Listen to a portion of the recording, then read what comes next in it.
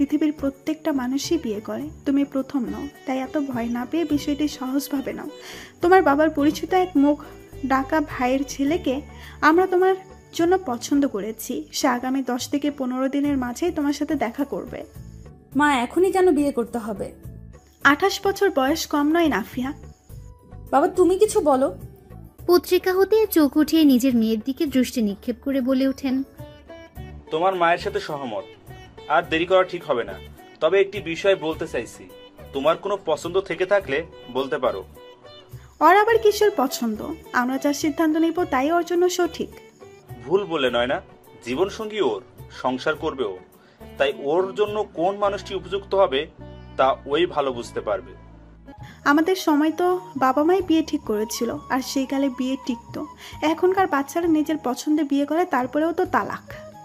আবারও ভুল বলে নয় না, আগের যুগের নারীরা ছিল এমন যে মরে যাব কিন্তু স্বামীর বাড়ি ছাড়ব না। তারা হাজারো অত্যাচার বা কষ্ট সহ্য করে সংসার করে গিয়েছিলেন দেখে বিবাহ বিচ্ছেদ তেমন হতো না। আর এখনকার নারীরা স্বাধীন, তারা এখন মুখ বুজে অত্যাচার সহ্য করে স্বামীর সংসারে পড়ে থাকে না। সেই সাথে বিবাহ বিচ্ছেদ তখন মানুষ যেমন ভয় পেত, এখনকার মেয়ে এটি তেমন কোনো ব্যাপারই না। আগেকার কাল থেকে এখনকার কালের সময়ে বিবাহ বিচ্ছেদ বাড়ছে, কারণ যুগ পাল্টেছে। এর সাথে বড়রা বিয়ে ঠিক করা বা ছোটরা নিজেরা পছন্দ করাটা কোনোভাবে জড়িত নয়। উত্তরে কিছু বলেন না নয়না বেগম। স্বামীর কথাই যুক্তি খুঁজে পাচ্ছেন তিনি। নয়না বেগম নাফিয়াকে উদ্দেশ্য করে প্রশ্ন করে ওঠেন, পছন্দ আছে কেউ? উত্তরে বলার মতো কিছুই পায় না নাফিয়া। কি বা বলবে সে? আফিম তাকে পছন্দ করে কিনা, ভালোবাসে কিনা, বিয়ে করবে কিনা কিছুই তো জানে না সে। উত্তরে কিছু না বলে সোফা থেকে উঠে নিজের কক্ষের দিকে অগ্রসর হয় নাফিয়া। নয়না বেগম নাফিয়াকে থামাতে চাইলে নাফিয়ার বাবা ইশারায় নিষেধ করেন নিজ স্ত্রীকে। কেমন যেন সব উলট পালট লাগছে নাফিয়ার। আফিমকে ঘিরে তার এত এত অনুভূতিগুলোর কি নাম দেবে তাই এখনো নিশ্চিত হতে পারল না সে। এরই মাঝে এতগুলো চিনতে এসে পড়েছে তার উপর। একদিকে বাবা মা বিয়ের কথা বলে অদ্ভুত রকমের ভয় কাজ করছে নাফিয়ার। এই ভয়টাতে কেমন যেন কষ্ট আছে, বিচ্ছেদ হবার আতঙ্ক আছে। সেই সাথে আফিমের মনে তার জন্য কিরূপ অনুভূতি কাজ করে তা নিয়েও ভীষণ চিন্তিত নাফিয়া। আফিম কি তাকে ভালোবাসে, নাকি সাময়িক সময়ের মোহ, এর জন্যই কাছে আসা? এসব চিন্তার বোঝা বয়ে বেড়াচ্ছে নাফিয়া। তেমন করে আর কারো সাথে কথা বলছে না, রুম হতে দরকার ছাড়া বের হচ্ছে না। কেমন যেন চুপচাপ হয়ে গেছে সে। নয়না বেগম সহ বাড়ির সবাই বিষয়টি খেয়াল করে, কিন্তু নাফিয়ার বাবা সবাইকে বলেছেন নাফিয়াকে কোনো প্রশ্ন না করে নিজের মতো করে কয়েকদিন থাকতে দিতে, কারণ সে উপলব্ধি করতে পারছেন তার মেয়ে কিছু একটা নিয়ে চিন্তিত। আর তাই হয়তো নাফিয়া একান্তে সময় কাটাতে পারলে নিজেই নিজের সমস্যার সমাধান করতে পারবে। নাফিয়া নিজের বাসায় আসার পর আজ দ্বিতীয় রাত। বারান্দায় দাঁড়িয়ে আকাশপানে তাকিয়ে নাফিয়ার আফিমের সাথে কাটানো বেশ কিছু মুহূর্ত মনে হয়। দুজনের বেশিরভাগ স্মৃতি এই আকাশের সাথে, রাতের আকাশ, চাঁদ, তারা। নাফিয়া আপন মনে ভাবে আজ যদি তাদের মাঝে প্রেম নামক সম্পর্কটি থাকতো তবে বলা যেত, আমাদের প্রেমের সাক্ষী এই আকাশ, বাতাস, ওই চাঁদ ও তারা। ভাবতেই হেসে ওঠে নাফিয়া। এই বাক্যগুলো খুবই হাস্যকর লাগে তার কাছে। বাংলা সিনেমাগুলোতে নায়ক নায়িকাদের প্রেমের সাক্ষী তো এই আকাশ, বাতাস, চাঁদ, তারাই হয়। আর আজ কিনা তারও একই অবস্থা, ভাবা যায়? হঠাৎই নাফিয়ার মুঠোফোনটি বেজে ওঠে। এত রাতে কে কল দিবে ভেবে পায় না সে। ফোনটা হাতে নিতে দেখে আননোন নাম্বার। ভ্রুকুচকে ফোনটি রিসিভ করে কানে ধরে নাফিয়া বলে ওঠে, আসসালামু আলাইকুম। কিন্তু ওপাশ থেকে কোনো আওয়াজ আসে না। নাফিয়া চুপ করে আছে, ওপাশের মানুষের কিছু বলার অপেক্ষায়। কেউ কল দিয়ে এভাবে চুপ করে থাকবে কেন তা বুঝে উঠতে পারছে না সে। হঠাৎই তার মনে হয় কলটি কি কোনোভাবে আফিম দিয়েছে। মনে হতেই ধীরে ধীরে নাফিয়ার হৃদস্পন্দন বাড়তে শুরু করলো। নাফিয়া মৃদু স্বরে বলে ওঠে, আফিম। আর কিছু বলতে পারে না নাফিয়া। এক তো সে সন্দিহান আফিমই কল দিয়েছে কিনা, দ্বিতীয়ত হয়তো আফিমই কল দিয়েছে ভেবেই নাফিয়ার ভীষণ খুশি খুশি অনুভব হচ্ছে। সেই সাথে তার হৃদস্পন্দন বেড়ে চলেছে। কিছু সময় উভয়ের নীরবতার পর ফোনের ওপাশ হতে আলতো স্বরে একটা আওয়াজ আসলো, মিস শেখ। শব্দটা শোনার সাথে সাথে যেন নাফিয়ার হৃদস্পন্দন কয়েকশো গুণ বেড়ে গিয়েছে। অতিরিক্ত খুশি তার ঠোঁটের আলতো হাসিকে অনেকটা বৃদ্ধি করে দিয়েছে। খুশিতে নাফিয়া যেন কিছু বলতেই পারছে না। কয়েক সেকেন্ড সময় নিয়ে নাফিয়া কিছুটা স্বাভাবিক হয়ে বলে ওঠে, আফিম, হুম, এত রাতে দাদি ঠিক আছে? আছে। ও। আবারও দুজনেই চুপ। কিছুটা সময় নীরবতায় চলে তাদের মাঝে। আফিম বলে ওঠে, I wanna see you tomorrow at home. কথাটি বলে ফোন কেটে দেয় আফিম। রাত ঠিক 10টা বাজে। আফিমের কথা রাখতেই নিজের পরিবারকে বুঝিয়ে আজই আফিমদের বাড়িতে চলে আসে নাফিয়া। ঠিক সন্ধ্যা 7টায় বাড়িতে এসে পৌঁছায় সে। দাদি ও সানিয়া বেগম উভয়ের সাথে দেখা হলেও আফিমের দেখা পায় না সে। তার চোখজোড়া আফিমকে খুঁজে বেড়াচ্ছিল, কিন্তু চোখের তৃষ্ণা মিটল কই। দাদি ঘুমিয়ে যাওয়ায় নিজ কক্ষে এসে গোসলটা সেরে বারান্দায় গিয়ে দাঁড়ায় নাফিয়া। মনটা তার ভালো নেই। আফিমকে একটা বারের জন্য হলেও আজ দেখতে চায় সে। আকাশপানে তাকিয়ে মুখ গোমরা করে সে বলে ওঠে, কাল তো খুব বলেছিল I wanna see you tomorrow at home, এখন নিজেরই খবর নেই। ঠিক এই সময় নাফিয়ার দরজায় কড়া নাড়ার শব্দ হয়। অমনি বুক ধুক করে ওঠে নাফিয়ার। হয়তো আফিম এসেছে সেই ভেবে ধুকপুক করা হৃদয় নিয়ে ধীরে ধীরে দরজার কাছে এগিয়ে যায় সে। এক বুক আশা নিয়ে দরজা খুলতেই দেখতে পায় দরজার ওপাশে একজন গৃহ পরিচারিকা দাঁড়িয়ে আছে। মুহূর্তে মেজাজ খারাপ হয়ে গেল নাফিয়ার। ভ্রুকুচকে মেয়েটির দিকে তাকাতে মেয়েটি বলে, আফিম স্যার আপনাকে সাথে যেতে বলেছেন ম্যাম। বিগড়ে যাওয়া মেজাজ আবারও ভালো হয়ে যায় নাফিয়ার। সে কোনো মতে ওড়না পেঁচিয়ে ছাদের দিকে এক প্রকার দৌড়ে অগ্রসর হয়। ঠোঁটে তার আলতো হাসি। ছাদের কিনারায় দাঁড়িয়ে আছে আফিম, পরনে সাদা একটা শার্ট এবং ব্লু জিন্স প্যান্ট। বাতাসে তার শার্ট সহ চুলগুলো নড়ছে, আর সে নিস্তব্ধ হয়ে এক দৃষ্টিতে আকাশপানে তাকিয়ে আছে। আকাশে আজ চাঁদ নেই, তবে আজ তারা আছে। কালো আকাশটায় ঝলমলে তারাগুলো দেখতে বেশ লাগছে আফিমের। ছাদে এসে আফিমের পেছন দিকটা চোখে পড়ল নাফিয়ার। আফিমের উপস্থিতিতেই তার মাঝে ভালো লাগা তৈরিতে সক্ষম। সাদা শার্টে আফিমকে পেছন থেকে দেখতে খুব ভালো লাগছে তার। না জানি সামনে দিয়ে দেখতে কতটা সুন্দর লাগছে ছেলেটিকে। নাফিয়া ধীর পায়ে আফিমের পাশে গিয়ে দাঁড়ালো। নিজের পাশে কারো উপস্থিতি টের পেয়ে সেদিকে তাকালো আফিম। নাফিয়াকে দেখে দৃষ্টি স্থির রাখলো সে নাফিয়ার দিকে। আবারও এই গাঢ় খয়েরি রঙের চোখে ঘায়েল হলো নাফিয়া। দুজনে একে অপরের চোখের গভীরতা মাপতে ব্যস্ত হয়ে পড়ল। আফিম ধীর পায়ে নাফিয়ার দিকে এগিয়ে আসতে শুরু করলো। এবার আর নাফিয়া পিছিয়ে যায় না, বরং আফিমের চোখে চোখ রেখে চুপটি করে দাঁড়িয়ে থাকলো। আফিম নাফিয়ার কাছে এসে দু হাতে নাফিয়ার কোমর আঁকড়ে ধরে নাফিয়াকে একদম নিজের কাছে নিয়ে এসে মৃদু স্বরে বলে উঠল, you won't get leave anymore. তুমি আর ছুটি পাবে না। আফিমের বলা কথাটা শোনা মাত্রই নাফিয়ার মনে একরাশ ভালো লাগে সে জায়গা করে নেয়। তবে কি আফিম চায় সে সর্বদাই আফিমের বাড়িতে থাকুক? ঠিক এই মুহূর্তেই নাফিয়ার মনে পড়ে তার মা বাবা তার জন্য ছেলে পছন্দ করেছে। ভালো লাগাগুলো মুহূর্তের মধ্যে বিলীন হয়ে গেল। নাফিয়া আফিমের চোখে চোখ রেখে বলে ওঠে, আগামী মাসে হয়তো আমার এই চাকরিটা ছাড়তে হবে। কথাটা শোনা মাত্রই আফিমের চেহারায় স্বাভাবিক ভাবটা পরিবর্তন হয়ে রাগান্বিত ভাব প্রকাশ পেতে আরম্ভ করে। আফিম নাফিয়ার কোমর একটু শক্ত করে ধরে বলে ওঠে, and you think I will allow you to do this? আর তোমার মনে হয় আমি তোমাকে এমনটা করতে দিব? উত্তরে নাফিয়া মৃদু স্বরে বলে ওঠে, বাবা মা আমার জন্য ছেলে পছন্দ করেছে। সাথে সাথেই আফিম নাফিয়ার কোমর হতে নিজের হাত সরিয়ে নেয়। এক দুপা পিছিয়ে গিয়ে এক দৃষ্টিতে নাফিয়ার চোখে চোখ রেখে দাঁড়ায় আফিম। আফিম যে ভীষণ রেগে গিয়েছে তা বুঝতে বাকি রইল না নাফিয়ার। আফিম আর কিছু না বলে স্থান ত্যাগ করার জন্য অগ্রসর হতেই নাফিয়া আফিমের হাত ধরে ফেলে। ভীষণ খারাপ লাগায় নাফিয়ার চোখ জোড়া কিছুটা ঝাপসা হয়ে আসছে।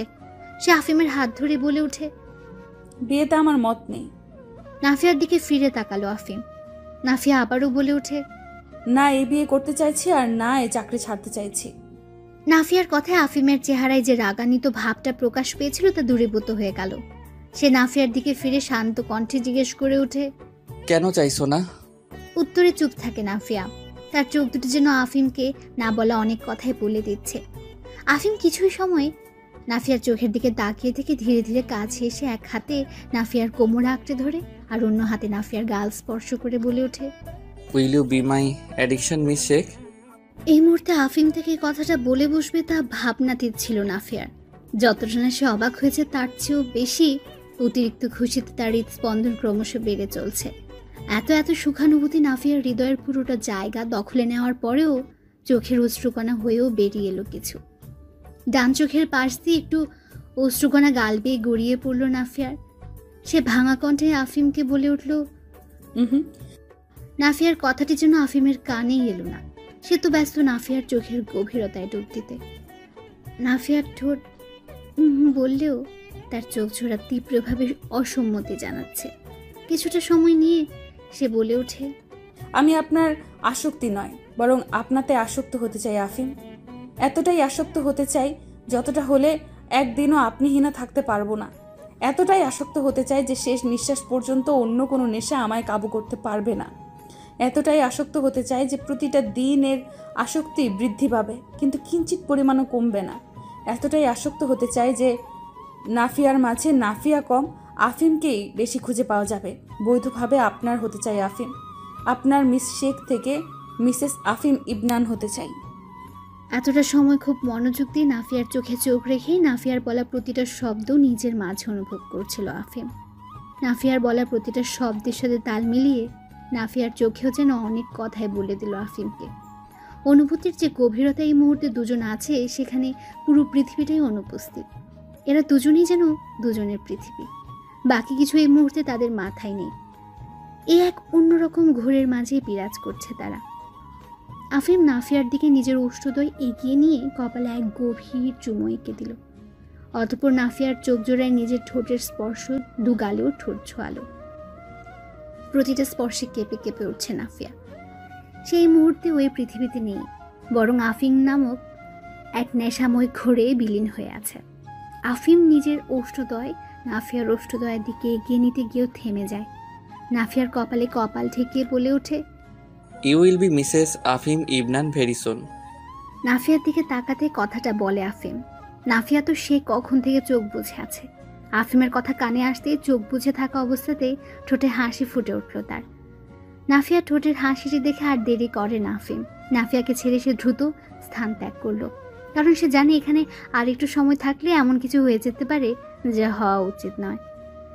সকাল হতে অতিরিক্ত রকমের মন ভালো নাফিয়ার। ঠোঁটের হাসি যেন এক মুহূর্তের জন্য উপস্থিত হারায়নি। প্রতিটি কাজ বেশ উৎসাহের সাথে করছে সে, ভয় পকপকও কম করছে না সে। নাফিয়ার এই পরবর্তীত আচরণ প্রত্যেকের নজরে পড়ছে। সার্ভেন্টরা তো সবাই এক প্রকার কানাঘুষা করা শুরু করে দিয়েছে। সানিয়া বেগম এবং দাদিও বিষয়টি বেশ কিছুক্ষণ ধরে লক্ষ্য করছেন। অতঃপর সানিয়া বেগম জিজ্ঞেস করেই বসলেন, কি ব্যাপার নাফিয়া, তোমায় খুব খুশি খুশি মনে হচ্ছে? এই শুধু খুশি নয় বৌমা, এর খুশিতে একটু লজ্জা লজ্জা ভাবও আছে। বিয়ে ঠিক হলো নাকি? ডাইনিং টেবিলে বসেছিল সবাই সকালের নাস্তা করবার জন্য। দাদির প্রশ্নটি করার সময়ই সেখানে উপস্থিত হয় আফিম। নাফিয়ার কিছু বলার আগেই আফিম ঠোঁটে বাঁকা হাসি ঝুলিয়ে বলে ওঠে, ভুল বলনি দাদি, হতেই পারে গত রাতে ছাদে বসে মিস শেখের বিয়ে ঠিক হয়েছে। নাফিয়ার দিকে তাকিয়ে সবার অগোচরে চোখ মারল আফিম। আফিম চোখ মারতে লজ্জায় চোখ নামিয়ে নেন নাফিয়া। আফিম আসতে নাফিয়ার চেহারা লজ্জায় লাল হওয়াটা লক্ষ্য করলেন সানিয়া বেগম। সে সাথে আফিমের এমন উদ্ভট কথা, বিষয়টি সন্দেহজনক মনে হচ্ছে তার কাছে। দাদি আফিমকে উদ্দেশ্য করে বলে ওঠেন, কি সব বলছো? রাতে, তাও আবার ছাদে বসে কারোর বিয়ে ঠিক হয়? মিস শেখ, আপনি বলুন, হয় না? এ কোন বিপাকে ফেললো আফিম তাকে? এ প্রশ্নের উত্তরে কি বলবে সে? নাফিয়াকে চুপ করে থাকতে দেখে দাদি বলে উঠল, তুমি খাও তো, সকাল সকাল এই ছেলের মাথার তার ছিঁড়ে গিয়েছে। আমি মিস শেখকে বিয়ে করতে চাই মম। নিজ কক্ষে এক কাপ গ্রিন টি হাতে নিয়ে সোফায় বসেছিলেন সানিয়া বেগম। আফিম হঠাৎই অনুমতি নিয়ে তার কক্ষে এসে নম্র কণ্ঠে কথাটি বলতেই ছেলের দিকে চোখ উঠিয়ে তাকান সে। কিছুটা গম্ভীর কণ্ঠে বলে ওঠেন, সিদ্ধান্ত নিয়ে নিয়েছ? তোমার মতামত ছাড়া সিদ্ধান্ত নেওয়াটা শিখিয়েছ আমায়।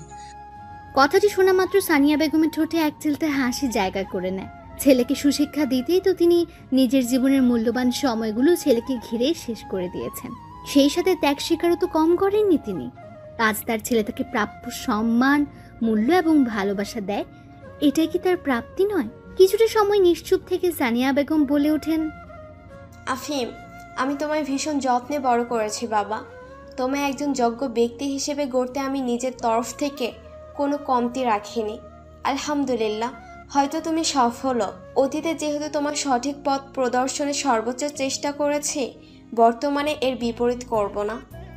মায়ের কথা শুনে ঠোঁটে আলতো হাসি টেনে আফিম সোফায় তার মায়ের পাশে গিয়ে বসলো। মায়ের একটি হাত তার দু হাতের মাঝে নিয়ে তাতে ঠোঁট স্পর্শ করে বলে ওঠে, আই নো মম, আমি জানি মা। ঠোঁটে হাসি টেনে সানিয়া বেগম বলে ওঠেন, আমি চাইছি বিয়ের সিদ্ধান্ত নেওয়ার আগে তুমি নাফিয়াকে ভালো করে জেনে বুঝে নাও। তোমার বাবা এবং আমার সম্পর্কের বিষয়ে তুমি অজানা নও আফিম। যে ভুল আমি এবং তোমার পিতা দুজনে করেছিলাম, সে একই ভুল তুমিও করো তা চাইছি না। ঠিক এজন্যই তোমার 33 বছর বয়স হবার পরও কখনো বিয়ের জন্য চাপ দেয়নি। নিজের থেকে কোনো মেয়েও তোমার জন্য পছন্দ করিনি। আমি চেয়েছি তোমার জীবনসঙ্গী তুমি নিজে খুঁজে নাও। নিয়েছি মম, মিস শেখ আমার জীবনসঙ্গী হওয়ার জন্য পুরোপুরি যোগ্য। ভেবে বলছো? হ্যাঁ। ছেলের কথায় ঠোঁটে হাসি ফুটিয়ে সানিয়া বেগম ছেলের কান টেনে বলে ওঠেন, কবে দিয়ে চলছে এসব? হ্যাঁ, তলে তলে টেম্পো চালাচ্ছিলে দুজন। মায়ের কথাই হেসে দেয় আফিম। গার্ডেন এসো ফার্স্ট। আফিমের নাম্বার হতে মেসেজটি পেতে ভ্রু কুচকে ফেলল নাফিয়া। দিনে দুপুরে চাইছেটা কি ছেলেটা? দাদির পায়ে ব্যথা অনুভব হয় নাফিয়া দাদির পা ম্যাসেজ করছিল। এখন কিভাবে যাবে সে আফিমের কাছে? নাফিয়া পা ম্যাসেজ করতে করতে দাদির দিকে তাকালো, দেখতে পায় দাদি ঘুমিয়ে পড়েছেন। এখন আর তাকে আটকায় কে? খুশিতে তার ঠোঁটে হাসি ফুটে উঠল। আর দেরি না করে ধীরে ধীরে দাদির কাছ থেকে উঠে গার্ডেনের দিকে অগ্রসর হয় নাফিয়া। অনেকটা জায়গা নিয়ে বাড়ির চারপাশ ঘিরে বড় করে গার্ডেন করা হয়েছে। নাফিয়া গেটের বাইরে এসে বুঝে উঠতে পারছে না যে সে আসলে গার্ডেনের কোন দিকটায় গেলে আফিমকে পাবে। ঠিক এমন সময় নাফিয়ার কানে একটা শব্দ আসলো। কেউ শীষ বাজালে যেমন শব্দ হয় ঠিক তেমনই শব্দটা। শব্দের উৎসের দিকে তাকাতে নাফিয়া দেখতে পায় আফিম। ছেলেটি তার দিকে তাকিয়ে পকেটে 2 হাত ঢুকিয়ে দাঁড়িয়ে আছে। নাফিয়া ধীরে ধীরে তার দিকে এগোতে শুরু করল। সেই সাথে একটু একটু করে লজ্জারে এসে জায়গা করে নিচ্ছে নাফিয়ার মনে। হৃদয়েও আনন্দ অনুভব করছে। আফিমের কাছে গিয়ে দাঁড়াতে আফিম নাফিয়ার আরো কাছে এসে দাঁড়ালো। এক হাতে নাফিয়ার গাল স্পর্শ করে নাফিয়ার নাকের সাথে নিজের নাক আলতো করে ঘষে মৃদুস্বরে আফিম বলে উঠল, কি করছিলে? নাফিয়া চোখ বোঝা অবস্থায় মৃদুস্বরে বলে উঠল, পা মেসেজ। নাফিয়ার কথাটা শুনে চোখ মেলে তাকালো আফিম। শান্ত হতে বলে উঠল, এসবের জন্য সার্ভেন্ট আছে। ঠোঁটে হাসি টেনে নাফিয়া বলে উঠল, দাদির প্রতিটি কাজ করার দায়িত্ব আমার নয় কি? না, তোমার দায়িত্ব শুধু দাদির সাথে থাকা এবং তার 3 বেলার ওষুধের প্রতি খেয়াল রাখা। নাফিয়া কিছু না বলে ঠোঁটে একটু হাসি নিয়ে আফিমের এক গালে হাত রেখে বলে ওঠে, দাদির কাজগুলো করতে আমার ভালো লাগে। আর পা মেসেজ দাদি আমায় করতে বলেননি, আমি নিজে থেকেই করেছি। কথাটি শুনে ঠোঁটে বাঁকা হাসি ঝুলিয়ে আফিম বলে ওঠে, দাদি শাশুড়ির মন জয় করার প্রক্রিয়া শুরু হয়ে গেছে বুঝি। এমন কথায় লজ্জা পায় নাফিয়া। আফিমের গাল থেকে নিজের হাতটি সরিয়ে নিজের দিকে দৃষ্টি অর্পণ করে সে। নাফিয়ার লজ্জা মাখা চেহারা খানির দিকে কিছুটা সময় নীরবে তাকিয়ে থাকবার পর এক ঘোর লাগা কণ্ঠে আফিম বলে ওঠে, will you be in my arms miss Sheikh? আফিমের করা প্রশ্নে নাফিয়ার লজ্জা আরো কয়েক শতগুণ বেড়ে গেল। সেই সাথে তার অবাধ্য হৃদয়ের স্পন্দনও বাড়তে আরম্ভ করেছে। নাফিয়া একটু একটু করে কচ্ছপের গতিতে আফিমের একদম কাছে গিয়ে আফিমের বুকে আলতো করে মাথা রাখলো। নাফিয়ার মনে হচ্ছে সে যেন কোনো এক অসাধ্যকে সাধন করে ফেলেছে। আফিমের হৃদয়ের স্পন্দন প্রথমবারের মতো অনুভব করায় এক অদ্ভুত রকমের প্রশান্তি নাফিয়ার হৃদয় জুড়ে জায়গা করে নিয়েছে এবং আফিমের প্রতিটা হৃদস্পন্দন নাফিয়ার হৃদস্পন্দনকে কয়েকশো গুণ বাড়িয়ে দিয়ে চলছে। দ্রুত গতিতে স্পন্দিত হওয়া হৃদয় নিয়ে আবেশে নিজের চোখ জোড়া বুঝে নেয় সে। নিজের বুকে নাফিয়ার অস্তিত্ব পেয়ে ঠোঁটে আলতো হাসি ফুটিয়ে তোলে আফিম। তার প্রিয়াকে নিজের বাহুবন্ধনে আবদ্ধ করে নেয় সে। চিন্তার ভাঁজ নয়না বেগম ও তার স্বামী উভয়ের কপালে বিদ্যমান। উভয়ই নিজ কক্ষে বসে গভীরভাবে কিছু একটা নিয়ে ভাবছেন। নীরবতা ভেঙে নয়না বেগম বলে ওঠেন, শুনছেন? হুম। ব্যাপারটি মোটেও সুবিধার মনে হচ্ছে না আমার। স্ত্রীর দিকে চোখ উঠিয়ে তাকান অব্র সাহেব। নয়না বেগম স্বামীর কিছু বলার অপেক্ষা না করে আবারও বলে ওঠেন, একে তো অর্থবিত্তের দিক থেকে তারা আমাদের তুলনায় বেশ এগিয়ে, সে সাথে ছেলের চেহারা মাশাল্লাহ। সেখানে আমাদের নাফিয়ার সাম্বর না। তবে কেন তারা তাদের সোনার টুকরো একমাত্র ছেলের জন্য নাফিয়ার হাত চাইছেন? পারিবারিক বিয়েতে আমরা রূপ এবং অর্থবিত্তকে প্রাধান্য দিলেও ভালোবাসা কিন্তু এসবের মহতাজ নয়। যতটুকু আজ করতে পারছি, আফিম হয়তো নাফিয়াকে পছন্দ করেছে। তার নিজের একমাত্র ছেলের ইচ্ছেকে প্রাধান্য দিয়েই সানিয়া বেগম এবং তার শাশুড়ি আজ বিয়ের প্রস্তাব নিয়ে এসেছিলেন। সানিয়া বেগম ও তার স্বামীর সম্পর্কটাও তো ঠিক নেই। এইসব বড় ঘরের মানুষের সম্পর্ক টেকে না। আমি আমার মেয়ের বিয়ে এমন ঘরে দিতে চাইছি না। উত্তরে মুচকি হাসেন অব্র সাহেব। তিনি তার স্ত্রীকে উদ্দেশ্য করে বলে ওঠেন, সম্পর্কে আবদ্ধ দুটি মানুষই যখন সম্পর্কের যত্ন নেয় তখন সম্পর্কে বিচ্ছেদ ঘটে না। উভয়ের মাঝে ভালোবাসা থাকলে সম্পর্কের যত্ন থাকে। সময়ের অভাবে একজন যত্ন একটু কম নিলে আর একজন হয় অভিমান করে, সতর্কবার্তা দেয়, না হয় অপর মানুষটির ব্যস্ততা উপলব্ধি করে মানিয়ে নেয় এবং নিজের তরফ থেকে যত্ন নেওয়াটা বাড়িয়ে দেয়। সম্পর্কের যত্ন নেওয়ার জন্য উভয়ের মাঝে ভালোবাসাটা থাকা আবশ্যক। তাই নাফিয়া এবং আফিম উভয় যদি উভয়কে ভালোবাসে তবে এই সম্পর্ক আমরা দ্বিমত করব না। তবে আফিম মানুষ হিসেবে কেমন সে সম্বন্ধে খোঁজ নিতে হবে। তুমি নাফিয়ার সাথে কথা বলে জেনে নাও ওর কি মতামত এই বিয়ে নিয়ে। বারান্দার গ্রিল ধরে দাঁড়িয়ে আছে নাফিয়া। নিজের ভাগ্যের উপর নিজেরই হিংসে হচ্ছে তার। এত এত নিয়ামত আল্লাহ ক্ষুদ্র সময়ের মাঝে তাকে দিয়েছেন যে সে নিজের ভাগ্যকে বিশ্বাস করতে পারছে না। সেই সাথে নিজের এত আনন্দ রাখবার জায়গাও তো খুঁজে পাচ্ছেন না সে। বেশি না, কয়েক ঘন্টা আগেরই কথা। নাফিয়া গার্ডেন হতে আফিমের সাথে দেখা করে আবারও দাদির কক্ষে ফিরে আসে। এসে দেখে দাদির ঘুম ভেঙে গিয়েছে এবং সানিয়া বেগমের সাথে কোনো একটা বিষয়ে কথা বলছেন। বিরক্ত করাটা ঠিক হবে না ভেবে দাদির কক্ষে আর প্রবেশ না করে নিজের কক্ষে চলে যায় সে। এরই ঠিক 1 ঘন্টার মাঝে সানিয়া বেগম নাফিয়াকে এসে বলেন নাফিয়া যেন প্রস্তুতি নেয় নিজ বাড়িতে যাবার জন্য। সেই সাথে এও বলেন যে সে এবং দাদিও যাবেন। নাফিয়া প্রথমে কিছুই বুঝে উঠতে পারছিল না। আফিমকে কল এবং মেসেজ উভয় করেছিল সে, কিন্তু আফিমের তরফ থেকে কোনো সাড়া পেয়েছিল না সে। ভয় মনে চেপে দাদি এবং সানিয়া বেগম উভয়কে নিয়ে নিজ বাড়িতে চলে আসে। সানিয়া বেগম এবং দাদির সাথে ড্রয়িং রুমে বসে কথা বলেন অব্র সাহেব ও নয়না বেগম। কথার মাঝ থেকে ড্রাইভার 2 হাত ভরে মিষ্টি সহ বিভিন্ন খাবার নিয়ে উপস্থিত হয়। এসব দেখে এবং লুকিয়ে কিছু কথা শোনার পর নাফিয়ার আর বুঝতে বাকি রয় না কিছু। খুশিতে আত্মহারা হয়ে যায় সে। সেই সাথে একটু চিন্তাও হচ্ছে তার বাবা মা বিয়েটা মেনে নিবে তো। হঠাৎই নাফিয়ার কক্ষের দরজায় কর্নারের আওয়াজ হয়। নাফিয়া দেরি না করে দ্রুত পদে দরজার কাছে গিয়ে দরজা খুলে দেয়। নয়না বেগম কিছু না বলে কক্ষে প্রবেশ করে বিছানায় গিয়ে বসলেন। নাফিয়াও মায়ের পেছন পেছন গিয়ে বিছানার পাশে দাঁড়ালো। নয়না বেগম গম্ভীর কণ্ঠে প্রশ্ন করে ওঠেন, আফিমের জন্য তোমার হাত চাইতে এসেছিলেন। সামিয়া বেগম এ বিষয়ে কিছু জানতে? না। বিয়েতে তোমার মত কি? লজ্জায় কি বলবে বুঝতে পারছে না নাফিয়া। নিজের মেয়ের লজ্জায় লাল হয়ে মুখটা দেখেই যা বোঝার বুঝে নেন নয়না বেগম। বিয়ের আগে মেয়েদের মনে নানান অনুভূতিরা বাসা বাঁধে। তাদের মনে ভয়, সংশয় এবং অস্থিরতার অনুভূতি যেমন জায়গা করে নেয়, ঠিক তেমনি আরেকটা হচ্ছে লজ্জানুভূতি। জীবনের একটা নতুন অধ্যায়ে পা রাখবার জন্য যেমন অধীরতা কাজ করে, ঠিক তেমনই এক নতুন পরিবেশে নিজেকে মানিয়ে নিয়ে চলতে পারবে কিনা এ নিয়ে থাকে ভয় ও সংশয়। অতি প্রিয় ও কাঙ্ক্ষিত মানুষটিকে নিজের করে পাওয়ার অনুভূতি ভাষায় প্রকাশ করা যায় কি আদৌ? যতবারই নাফিয়া ভাবছে মিস শেখ হতে মিসেস আফিম ইবনানে পরিণত হবে, ততবারই এক তীব্র সুখ অনুভব করছে সে। সেই সাথে আছে উত্তেজনা, প্রশান্তি, মুগ্ধতা ও লজ্জা। এত এত সুন্দর অনুভূতির মাঝে ভয়, সংশয় ও অস্থিরতাও রয়েছে। সেন্ট মার্টিনের বুকে নির্মিত ব্লু মেরিন রিসোর্টের একটা কক্ষের জানালার ধারে দাঁড়িয়ে অনুভূতির সাগরে সাঁতরাতে ব্যস্ত নাফিয়া। রাত পোহাতে শুরু হবে তার বিয়ের প্রস্তুতি। সন্ধ্যার মধ্যেই সে শেখ পরিবারের মেয়ে হতে ইভনান পরিবারের পুত্রবধূতে পরিণত হবে। একটা জিনিস ভেবে ঠোঁটে হাসি ফুটে ওঠে নাফিয়ার, আর তা হলো এতদিন তাদের প্রেমের সাক্ষী ছিল আকাশ, বাতাস, চাঁদ ও তারা, আর এখন এদের সাথে সমুদ্র যোগ হয়েছে। তাদের ভালোবাসার পূর্ণতা পাবার গল্পটা সমুদ্রের বুকেও লিখে যাবে তারা। হঠাৎই নাফিয়ার ফোনটি বেজে উঠল। ফোনটি হাতে নিয়ে দেখতে পায় অভিরতি লিখে সেভ করা নম্বর হতে কল আসছে। ঠোঁটে হাসি ফুটিয়ে নাফিয়া কলটি রিসিভ করে কানে ধরে, কিন্তু ফোনের ওপাশ হতে কোনো শব্দ আসে না। কিছুটা সময় এভাবেই নীরব থাকবার পর ফোনের ওপাশ হতে মৃদু কণ্ঠস্বর ভেসে আসে। This is not fair miss Sheikh. কোনটি? 10 দিন একটিবারও দেখা করনি। বিয়ের আগ অব্দি দেখা করে নিষেধ। Do you think that I care about this? কালই তো বিয়ে। উত্তরে কিছু বলে না আফিম। আবার উভয়ের মাঝে নীরবতা বিরাজ করছে। এরা একে অপরের কণ্ঠস্বরের থেকে নিঃশ্বাসের শব্দের জন্য বেশি উপভোগ করে।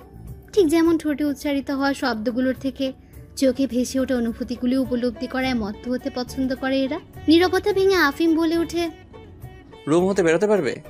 হুম। ইচ্ছে করে করছো? উত্তরে মুচকি হাসে নাফিয়া। আফিম মিথ্যে বলেনি, সে সত্যি ইচ্ছে করে 10 দিন আফিমের সাথে দেখা করেনি। আসলে দূরত্ব কাছে আসার আনন্দকে কয়েক শত গুণ বৃদ্ধি করে দেয়। আফিমকে এতটা দিন ধরে না দেখে থাকতে নাফিয়ার কম খারাপ লাগছে না, কিন্তু কাল যখন একেবারে আফিম তার হয়ে যাবে এবং 10 দিনের তৃষ্ণার্ত চোখ আফিমের দর্শন করবে, তখন এর অনুভূতিটি হবে এক অন্যরকম প্রশান্তির। অনেকটা সময় উভয় নীরবতা পালন করবার পর নাফিয়া বলে ওঠে, কাল পূর্ণিমা রাত। হুম জানতেন? হুম ইচ্ছে করেই বিয়ে এদিনই ঠিক করেছেন, নয় কি? কাল জানতে পারবে। শুভরাত্রি। বলেই ফোনটি কেটে দেয় আফিম। সেন্ট মার্টিনের নাম করা একটা রিসোর্ট ব্লু মেরিন, যা ফেরিঘাটের কাছে অবস্থিত। রিসোর্টটি যেমন বড় ঠিক তেমনই সুন্দর। এই রিসোর্টের 3য় তলায় বুফেট রেস্টুরেন্টের মতো খাবার ব্যবস্থা আছে, সেই সাথে আছে থাকার জন্য কক্ষের ব্যবস্থাও। পুরো 3য় তলা বুক করে নিয়েছেন অব্র সাহেব। মেয়ের বিয়ে বলে কথা, ঘাড়ে ঋণের বোঝা থাকতেও তিনি তার 2 কন্যার বিয়ের জন্য জমিয়ে রাখা 8 লাখ টাকার একটা টাকাও কখনো খরচ করেননি। 4 লাখ টাকা করে 8 লাখ টাকা 2 কন্যার বিয়েতে ব্যয় করবেন বলে জমিয়ে রেখেছিলেন। নাফিয়ার জন্য যখন আফিমের প্রস্তাব আসে, তখন সম্মতি দেওয়ার সময় চিন্তায় কপালে বিন্দু বিন্দু ঘাম জমেছিল তার। এত বড় পরিবারের সাথে সম্বন্ধ করতে চলেছেন, বিয়ের খরচ ওঠাতে পারবেন তো? বিষয়টা প্রথম দিকে যতটা না কঠিন লেগেছিল, তার কাছে পরে আরো কঠিন মনে হয়েছিল যখন আফিম সেন্ট মার্টিনে বিয়ে করবার আবদার করে। কিন্তু এখন যেন চিন্তার ছিটে ফুটেও নেই অব্র সাহেবের। বিয়েতে মেহমান বলতে শুধু আফিমের খালার পরিবার এবং চাচার পরিবার, মামা আর ফুফু নেই আফিমের। আর নাফিয়ার তরফ থেকে শুধুই তার মামার পরিবার, কারণ খালা চাচা ফুফু কোনোটাই নেই তার। রিসোর্টের প্রতিটি মেহমানের কক্ষ ভাড়া এবং খাওয়ার খরচ ব্যতীত তেমন কোনো খরচ করতে হচ্ছে না অব্র সাহেবের। আফিমের পরিবার কোনো শর্তও দেয়নি তাকে, এমনকি নাফিয়ার বিয়ের কাপড় নাফিয়াকে সাথে নিয়ে সানিয়া বেগমই কিনে দিয়েছিলেন। আফিমকে যে নাফিয়ার পরিবার কিছু দেয়নি এমনটিও নয়। আফিমকে নিয়ে অব্র সাহেব গিয়েছিলেন কেনাকাটা করতে। মোট 40,000 ওখানে খরচ করে এসেছিলেন তিনি। বিয়ের জন্য 2টি রুম সুন্দর করে সাজানো হয়েছে, একটি ছেলেদের জন্য, অপরটি মেয়েদের জন্য। আর একটি রুম বিশেষভাবে সাজানো হয়েছে, যাকে বলে বাসর ঘর। সন্ধ্যা ঠিক 7:30। নাফিয়াকে সাজিয়ে বসানো হয়েছে মেয়েদের জন্য সাজিয়ে রাখা কক্ষটিতে। অন্যদিকে আফিমও বিয়ের শেরওয়ানিতে বর সেজে অপেক্ষার প্রহর গুনছে। বধূ বেশে তার প্রিয়াকে দেখতে কতটা মনোমুগ্ধকর লাগতে পারে তা কল্পনায় আনতে বারংবার ব্যর্থ হচ্ছে সে। অপেক্ষা যেন ফোরাচ্ছেই না। রাত 8টায় গাজী সাহেব উপস্থিত হন বিয়ে পড়াতে। প্রথমে আফিমকে কবুল বলতে বলা হলে তড়িৎ গতিতে সে বলে ওঠে কবুল, যেন কয়েক সেকেন্ড বিলম্ব উত্তর দিলে তার বউ ভেগে যাবে। উপস্থিত বড় বুজুর্গ ব্যক্তিসহ আফিমের কাজিনরা শব্দ করে হেসে উঠল। সেই সাথে অনেকে তো বলেই বসে, তারা দেখছিস, এখন থেকেই বউ পাগলা। এদের হাসি বা কথায় বিন্দু পরিমাণ ভ্রুক্ষেপ করে না আফিম। সে তো দ্রুত বিয়েটা সেরে তার মিস শেখকে দেখতে চায়। এদিকে নাফিয়াকে কবুল বলতে বলা হলে মেয়েটি অনুভূতির সাগরে সাঁতরাতে বেশ সময় নিয়েই বলল কবুল। অবশেষে চারদিকে আলহামদুলিল্লাহ আলহামদুলিল্লাহ শব্দ প্রতিধ্বনিত হতে থাকে। সবার মাঝে সে কি আনন্দ উল্লাস। বাসর ঘরে লাল গোলাপ দিয়ে সাজানো বিছানাটিতে চুপটি করে বসে আছে নাফিয়া আফিমের অপেক্ষায়। পুরো 10 দিন পার হয়ে 11 দিনের দিন লোকটাকে দেখবে সে। হৃদয়ে জোরে জোরে স্পন্দিত হয়ে জানান দিচ্ছে সে কতটা ব্যাকুল তার প্রিয়র দর্শন পেতে।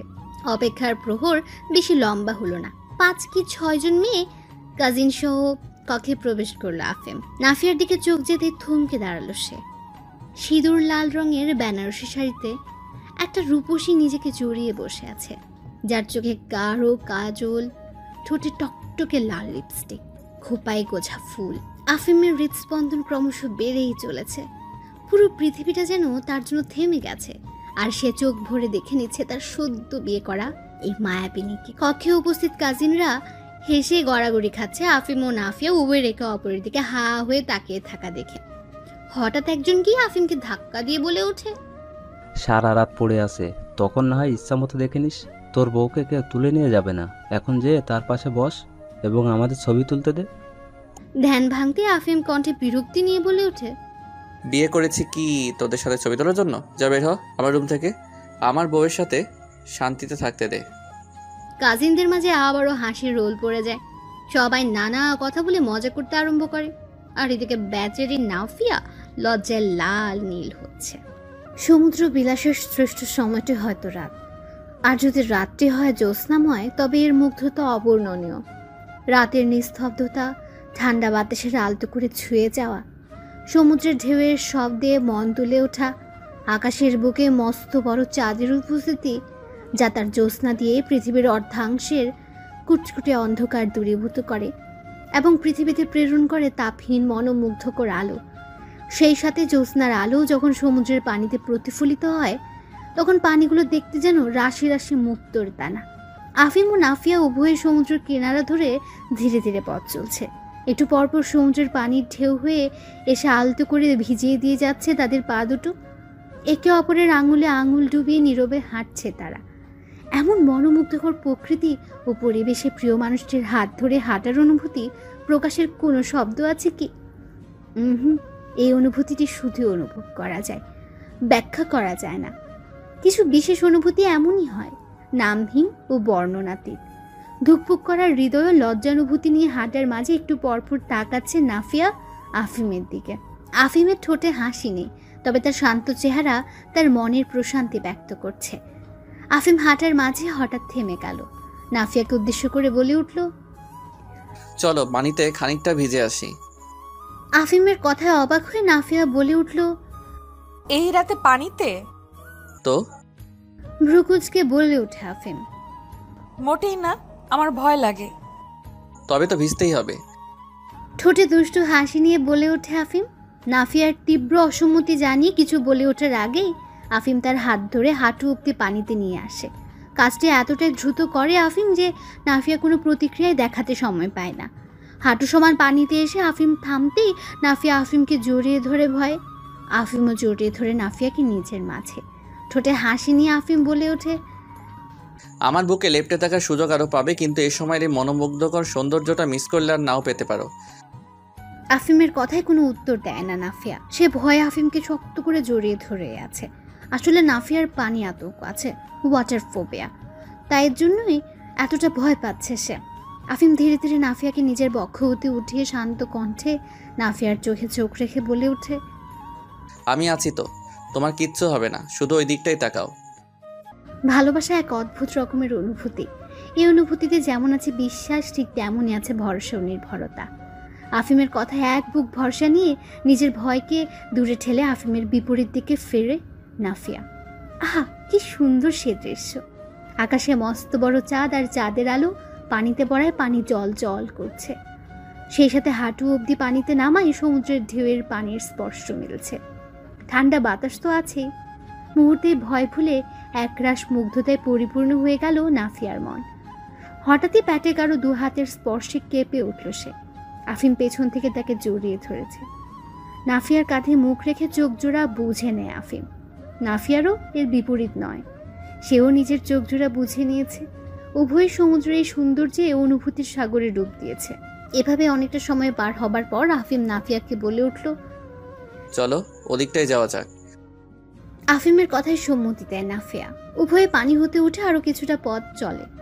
হাঁটার মাঝে নাফিয়া বলে ওঠে, আমরা ফিরবো কখন? নাফিয়ার প্রশ্নে তার দিকে তাকায় আফিম, তারপর বলে ওঠে, রাতটা এখানেই থাকছি। আফিমের কথায় অবাক হয় নাফিয়া। এমন একটি বিশেষ রাত আফিম সমুদ্রের পাড়ে হাঁটতে হাঁটতে কাটিয়ে দিতে চাচ্ছে। মুহূর্তে মন খারাপ হয়ে যায় তার, কিন্তু তা প্রকাশ করে না সে। আফিম নাফিয়ার দিকে তাকিয়ে তার মন খারাপ হওয়াটা উপলব্ধি করলো। ঠোঁটে বাঁকা হাসি টেনে সে বলে ওঠে, ওই দিকটাই তাকাও। আফিমের ইশারা অনুযায়ী সেই দিকটিতে তাকাতে সে দেখতে পায় একটা ক্যাম্পিং তাঁবু। তাঁবুটির চারপাশটা এলইডি নেট লাইটস দিয়ে সাজানো। খুশিতে নাফিয়ার ঠোঁটে এক লম্বা হাসি ফুটে উঠল। সে আফিমকে উদ্দেশ্য করে বেশ উচ্ছ্বসিত কণ্ঠে বলে ওঠে, আমি তাঁবুটির কাছে যাই। ঠোঁটে হাসি নিয়ে আফিম বলে ওঠে, তোমার জন্যই করা হয়েছে। আমাদের জন্য। বলে আর দেরি করলো না নাফিয়া। এক প্রকার দৌড়ে তাঁবুর দিকে এগিয়ে যায় সে। নাফিয়ার উচ্ছ্বাস দেখে বেশ ভালো লাগছে আফিমের। সে ঠোঁটে হাসি নিয়ে নাফিয়ার পেছন পেছন এগিয়ে যায়। তাঁবুটির ভেতরে দুজনের জন্য যথেষ্ট জায়গা রয়েছে। একটা ছোট ম্যাট্রেস বিছানো আছে এবং তার উপর ছড়িয়ে ছিটিয়ে আছে বেশ কয়েকটা গোলাপের পাপড়ি। খুব সুন্দর লাগছে নাফিয়ার কাছে তাঁবুটি। সে আফিমের কাছে এসে ঠোঁটে আনন্দের হাসি নিয়ে বলে ওঠে, এটা তো অনন্য না হলেও পারতেন আফিম। বাসর রাতে জ্যোৎস্না বিলাস তো অনেকেই করে, কিন্তু সমুদ্র বিলাস কজনে করে? এত অসাধারণ চিন্তা কোথা থেকে আসে আপনার মাথায়? ঠোঁটে হাসি টেনে আফিম দু হাতে নাফিয়ার কোমর আঁকড়ে ধরে নিজের একদম কাছে নিয়ে আসে। নাফিয়া চমকে আফিমের দিকে তাকায়। উভয়ে একে অপরের চোখের দিকে তাকিয়ে আছে। আফিম ঠোঁটে একটু হাসি নিয়ে বলে ওঠে, পছন্দ হয়েছে? অনেক বেশি। এই বিশেষ রাতটিকে সত্যি আপনি ভীষণ বিশেষ করে দিয়েছেন, যা আমি কখনোই আশা করেছিলাম না। তবে তো তোমারও কিছু করা উচিত আমায় বিশেষ অনুভব করানোর জন্য। ঠোঁটে দুষ্টু হাসি নিয়ে বলে ওঠে আফিম। এ কথায় নাফিয়ার মুখখানি লজ্জায় লাল হয়ে যায়। কিন্তু আফিম যেহেতু তার জন্য এতটা করেছে, তবে তারও তো কিছু করা উচিত। নিজের মাঝে লজ্জাগুলোকে নিয়ে ধীরে ধীরে নিজের ঠোঁট আফিমের দিকে এগিয়ে নিয়ে যায় সে। আলতো এক স্পর্শ কপালে এঁকে দিয়ে আফিমের দু চোখে এবং গালেও ঠোঁট ছুঁয়ে দেয় নাফিয়া। আফিম চোখ বুঝে ভালোবাসা নিচ্ছে তার প্রিয়ার। গালে ঠোঁট ছোঁয়ানোর পর নাফিয়া আফিমের ঠোঁটের দিকে অগ্রসর হয়, কিন্তু একরাশ লজ্জায় সে বাধা দেয় তাকে। সে আর না এগিয়ে আফিমের বুকে নিজেকে লেপ্টে নেয়। নিজের বুকে নাফিয়ার অস্তিত্ব অনুভব করে চোখ বুজে রেখে ঠোঁটে হাসি ফুটিয়ে তোলে আফিম। দু হাতে শক্ত করে নাফিয়াকে জড়িয়ে ধরে বলে ওঠে, how are you feeling Mrs Afim Ibnan? আফিমের নেশালো কণ্ঠস্বরে Nafia ধীরে ধীরে এক তীব্র ঘোরে জড়িয়ে পড়ছে। হৃদয়ের স্পন্দন ক্রমশ বৃদ্ধি পাচ্ছে তার। সে কাঁপা কাঁপা কণ্ঠে বলে ওঠে, জানি না, তবে অন্যরকম ভালো লাগার অনুভূতি। আফিম ঠোঁটে বাঁকা হাসি ফুটিয়ে বলে ওঠে, পূর্বের দুটি ধন্যবাদ তোলা ছিল মনে আছে? হুম। কিভাবে ধন্যবাদ বলতে হয় শিখিয়ে দিয়েছিলাম। Now give me thanks in that way. ধন্যবাদ বলার সেই পদ্ধতিটি মনে পড়তে লজ্জায় লাল হয়ে যায় নাফিয়া। চোখ জোড়া বুঝে থাকা অবস্থাতে ঠোঁটে লজ্জা মাখা হাসি ফুটে ওঠে তার। ধীরে ধীরে আফিমের বক্ষ হতে মুখ উঠিয়ে তার চোখে পানে তাকায় সে। চেহারায় লজ্জা ও চোখে তার মাদকতা। জ্যোৎস্নার আলোতে নাফিয়ার এমন মোহনীয় রূপ আফিমকে একটা ঘোরের মাঝে নিয়ে যাচ্ছে।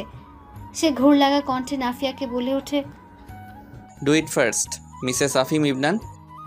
আজ আফিমের কোনো আবদারই ফিরিয়ে দিতে চায় না নাফিয়া। নিজের লজ্জাকে যথাসম্ভব সংযত করবার চেষ্টা চালিয়ে এই অসাধ্য কাজটি করবার জন্য নিজেকে প্রস্তুত করছে সে। চোখজোড়া বুঝে তার ঘোড়ার গতিতে স্পন্দিত হওয়ার হৃদয় নিয়ে কচ্ছপের গতিতে আফিমের ওষ্ঠদ্বয়ের দিকে নিজের ওষ্ঠদ্বয় এগিয়ে নিতে থাকে নাফিয়া। কয়েক সেকেন্ডের মধ্যে তাদের ওষ্ঠদ্বয় একে অপরকে স্পর্শ করে। আফিমের ওষ্ঠদ্বয়ের স্পর্শ পেতে নাফিয়ার শরীরের জন্য বৈদ্যুতিক শক লাগে। সে ছিটকে সরে আসে আফিমের থেকে। আফিম অবাক হয়ে তাকায় নাফিয়ার দিকে। নাফিয়ার এমনটি করার কোনো কারণ খুঁজে পাচ্ছে না সে। আফিমের থেকে সরে এসে নিজের লজ্জারাঙা মুখখানি মাটির দিকে নুইয়ে রাখে নাফিয়া। তার হৃদস্পন্দন কতটা বেড়ে গেছে তা তার নিঃশ্বাসের গতি বয়ান করছে। আফিম নাফিয়ার এতটা লজ্জা পাওয়া দেখে ঠোঁটে বাঁকা হাসি ফুটিয়ে এগিয়ে আসতে থাকে নাফিয়ার দিকে। আফিমকে নিজের দিকে এগোতে দেখে উল্টো দিকে ঘুরে দাঁড়িয়ে পড়ে নাফিয়া। ভীষণ লজ্জা লাগছে তার। বিশেষ করে আফিমের ঘায়েল করা চাহনি তার হৃদয়ে গিয়ে লাগছে। হঠাৎই সে নিজের কোমরে আফিমের হাত জোড়ার স্পর্শ অনুভব করল। সাথে সাথে কেঁপে ওঠে সে। সেই সাথে কাঁধে আফিমের গরম নিঃশ্বাস অনুভব করতে পারছে। আফিম পেছন থেকেই নাফিয়ার গালে ঠোঁট ছুঁয়ে এক হ্যাঁচকা টেনে নাফিয়াকে নিজের দিকে ঘুরিয়ে নেয়। অনতিবিলম্বে নাফিয়ার ঠোঁট জোড়া নিজের ঠোঁটের মাঝে নিয়ে নেয় আফিম। এভাবেই ধীরে ধীরে একে অপরের সাথে আরও নিবিড়ভাবে জড়িয়ে পড়ে দুজনে। প্রকাণ্ড খোলা আকাশের নিচে ও বিশাল সমুদ্রের কিনারায় জ্যোৎস্নার আলোতে এক নবদম্পতি তাদের ভালোবাসার পূর্ণতার গল্প লিখছে। এ গল্পের পাঠক ওই খোলা আকাশ, প্রবাহমান বাতাস, বহমান সমুদ্রের পানি এবং আকাশের বুকে বিরাজ করা সেই মস্ত বড় চাঁদটি। কোনো এক রাতের আকাশের নিচে ল্যাম্পপোস্টের নিয়ন আলোতে আপনার আঙুলের ভাঁজে আঙুল গুজে উদ্দেশ্যহীন অনেকটা পথ চলতে চাই আফিম। নাফিয়ার কথায় ঠোঁটে এক ছিলতে হাসি টেনে আফিম বলে ওঠে, তবে আজ রাতটি সে রাত হোক। ঠোঁটে হাসি টেনে সম্মতি দেয় নাফিয়া। রাত ঠিক 12টা বেজে 15 মিনিটের মতো। রাস্তা সম্পূর্ণ জনমানব শূন্য তা বলা যাচ্ছে না, কারণ পথ চলার মাঝে এক দুজনের দেখা পাওয়া যাচ্ছে। সেই সাথে খালি 2-3টা রিক্সার দেখাও মিলল, কিন্তু তাও পরিবেশটা নিস্তব্ধ। ঠান্ডা বাতাস খুব বেশি না হলেও স্বস্তি দিচ্ছে। আকাশটা চাঁদবিহীন, কেমন যেন শূন্য শূন্য, কিন্তু তারার মেলায় বেশ লাগছে। নাফিয়া ও আফিম উভয়ে হাত ধরে ধীরে ধীরে হাঁটছে। অনেকটা সময় নীরবতা চলার পর নাফিয়া নীরবতা ভেঙে বলে উঠল, আজ থেকে ঠিক 10 মাস আগে আমাদের প্রথম দেখা হয়েছিল। একটু বিষয় নিয়ে ঠোঁটে আলতো হাসি টেনে আফিম বলে ওঠে, মনে রেখেছো দেখছি। রাখতেই হতো, যে কাণ্ড ঘটিয়েছিলেন। আর তুমি কি করেছিলে? এক ভ্রু উঁচু করে বলে ওঠে আফিম। ঠোঁটে একটা চোরা হাসি টেনে নাফিয়া বলে ওঠে। কি করেছিলাম? উত্তরে কিছু না বলে রাগে চোখে নাফিয়ার দিকে তাকালো আফিম। এমন রাগে চাহনিতে নাফিয়ার চোরা হাসি বিলীন হয়ে গেল। সে নিজের পক্ষে যুক্তি দাঁড় করাতে বলে উঠে, আপনি বাধ্য করেছিলেন অমন বাজে কথার উত্তরে। যে কোনো মেয়ে অমনটাই করত।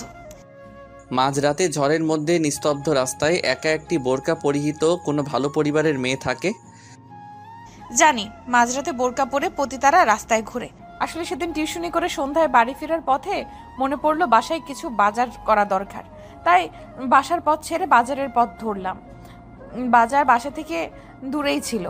9টায় বাজার শেষে যখন ফিরবো তখন ঘটলো আরেক বিপত্তি। জুতো ছিঁড়ে গেছিল। বাজার থেকে বেরিয়ে একটু সামনে গেলেই জামা কাপড় সহ জুতোর দোকান আসে, তাই জুতো কিনবার জন্য সেখানেই যাই। আমার আবার সহজে কিছু পছন্দ হয় না, তাই পুরো শোরুম খুঁজে খুঁজে অবশেষে মোটামুটি পছন্দের একটা জুতো কিনলাম। এগুলো করতেই 10টা বেজে গেল।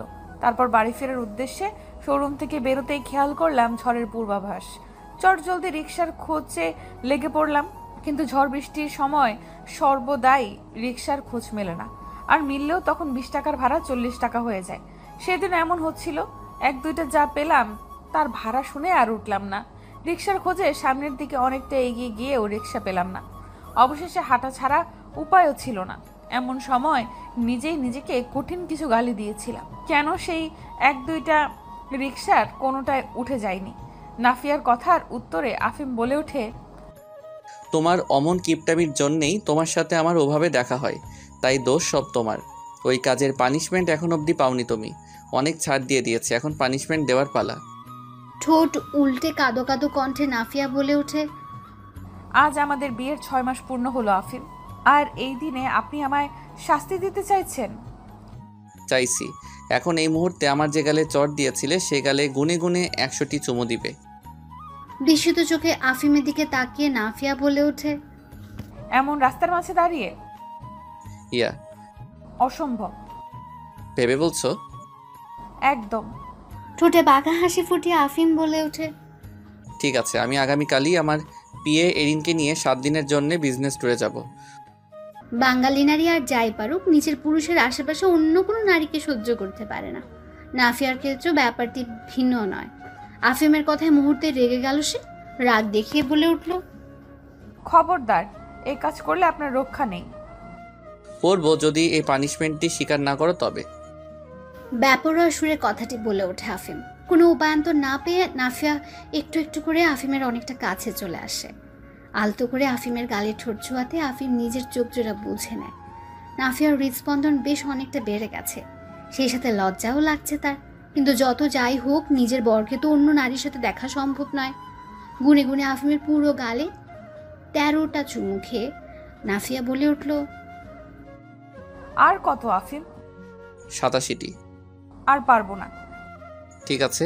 এরিনের কথাটা সম্পূর্ণ হওয়ার আগে রাগে নাফিয়া উল্টো দিকে হাঁটা শুরু করলো।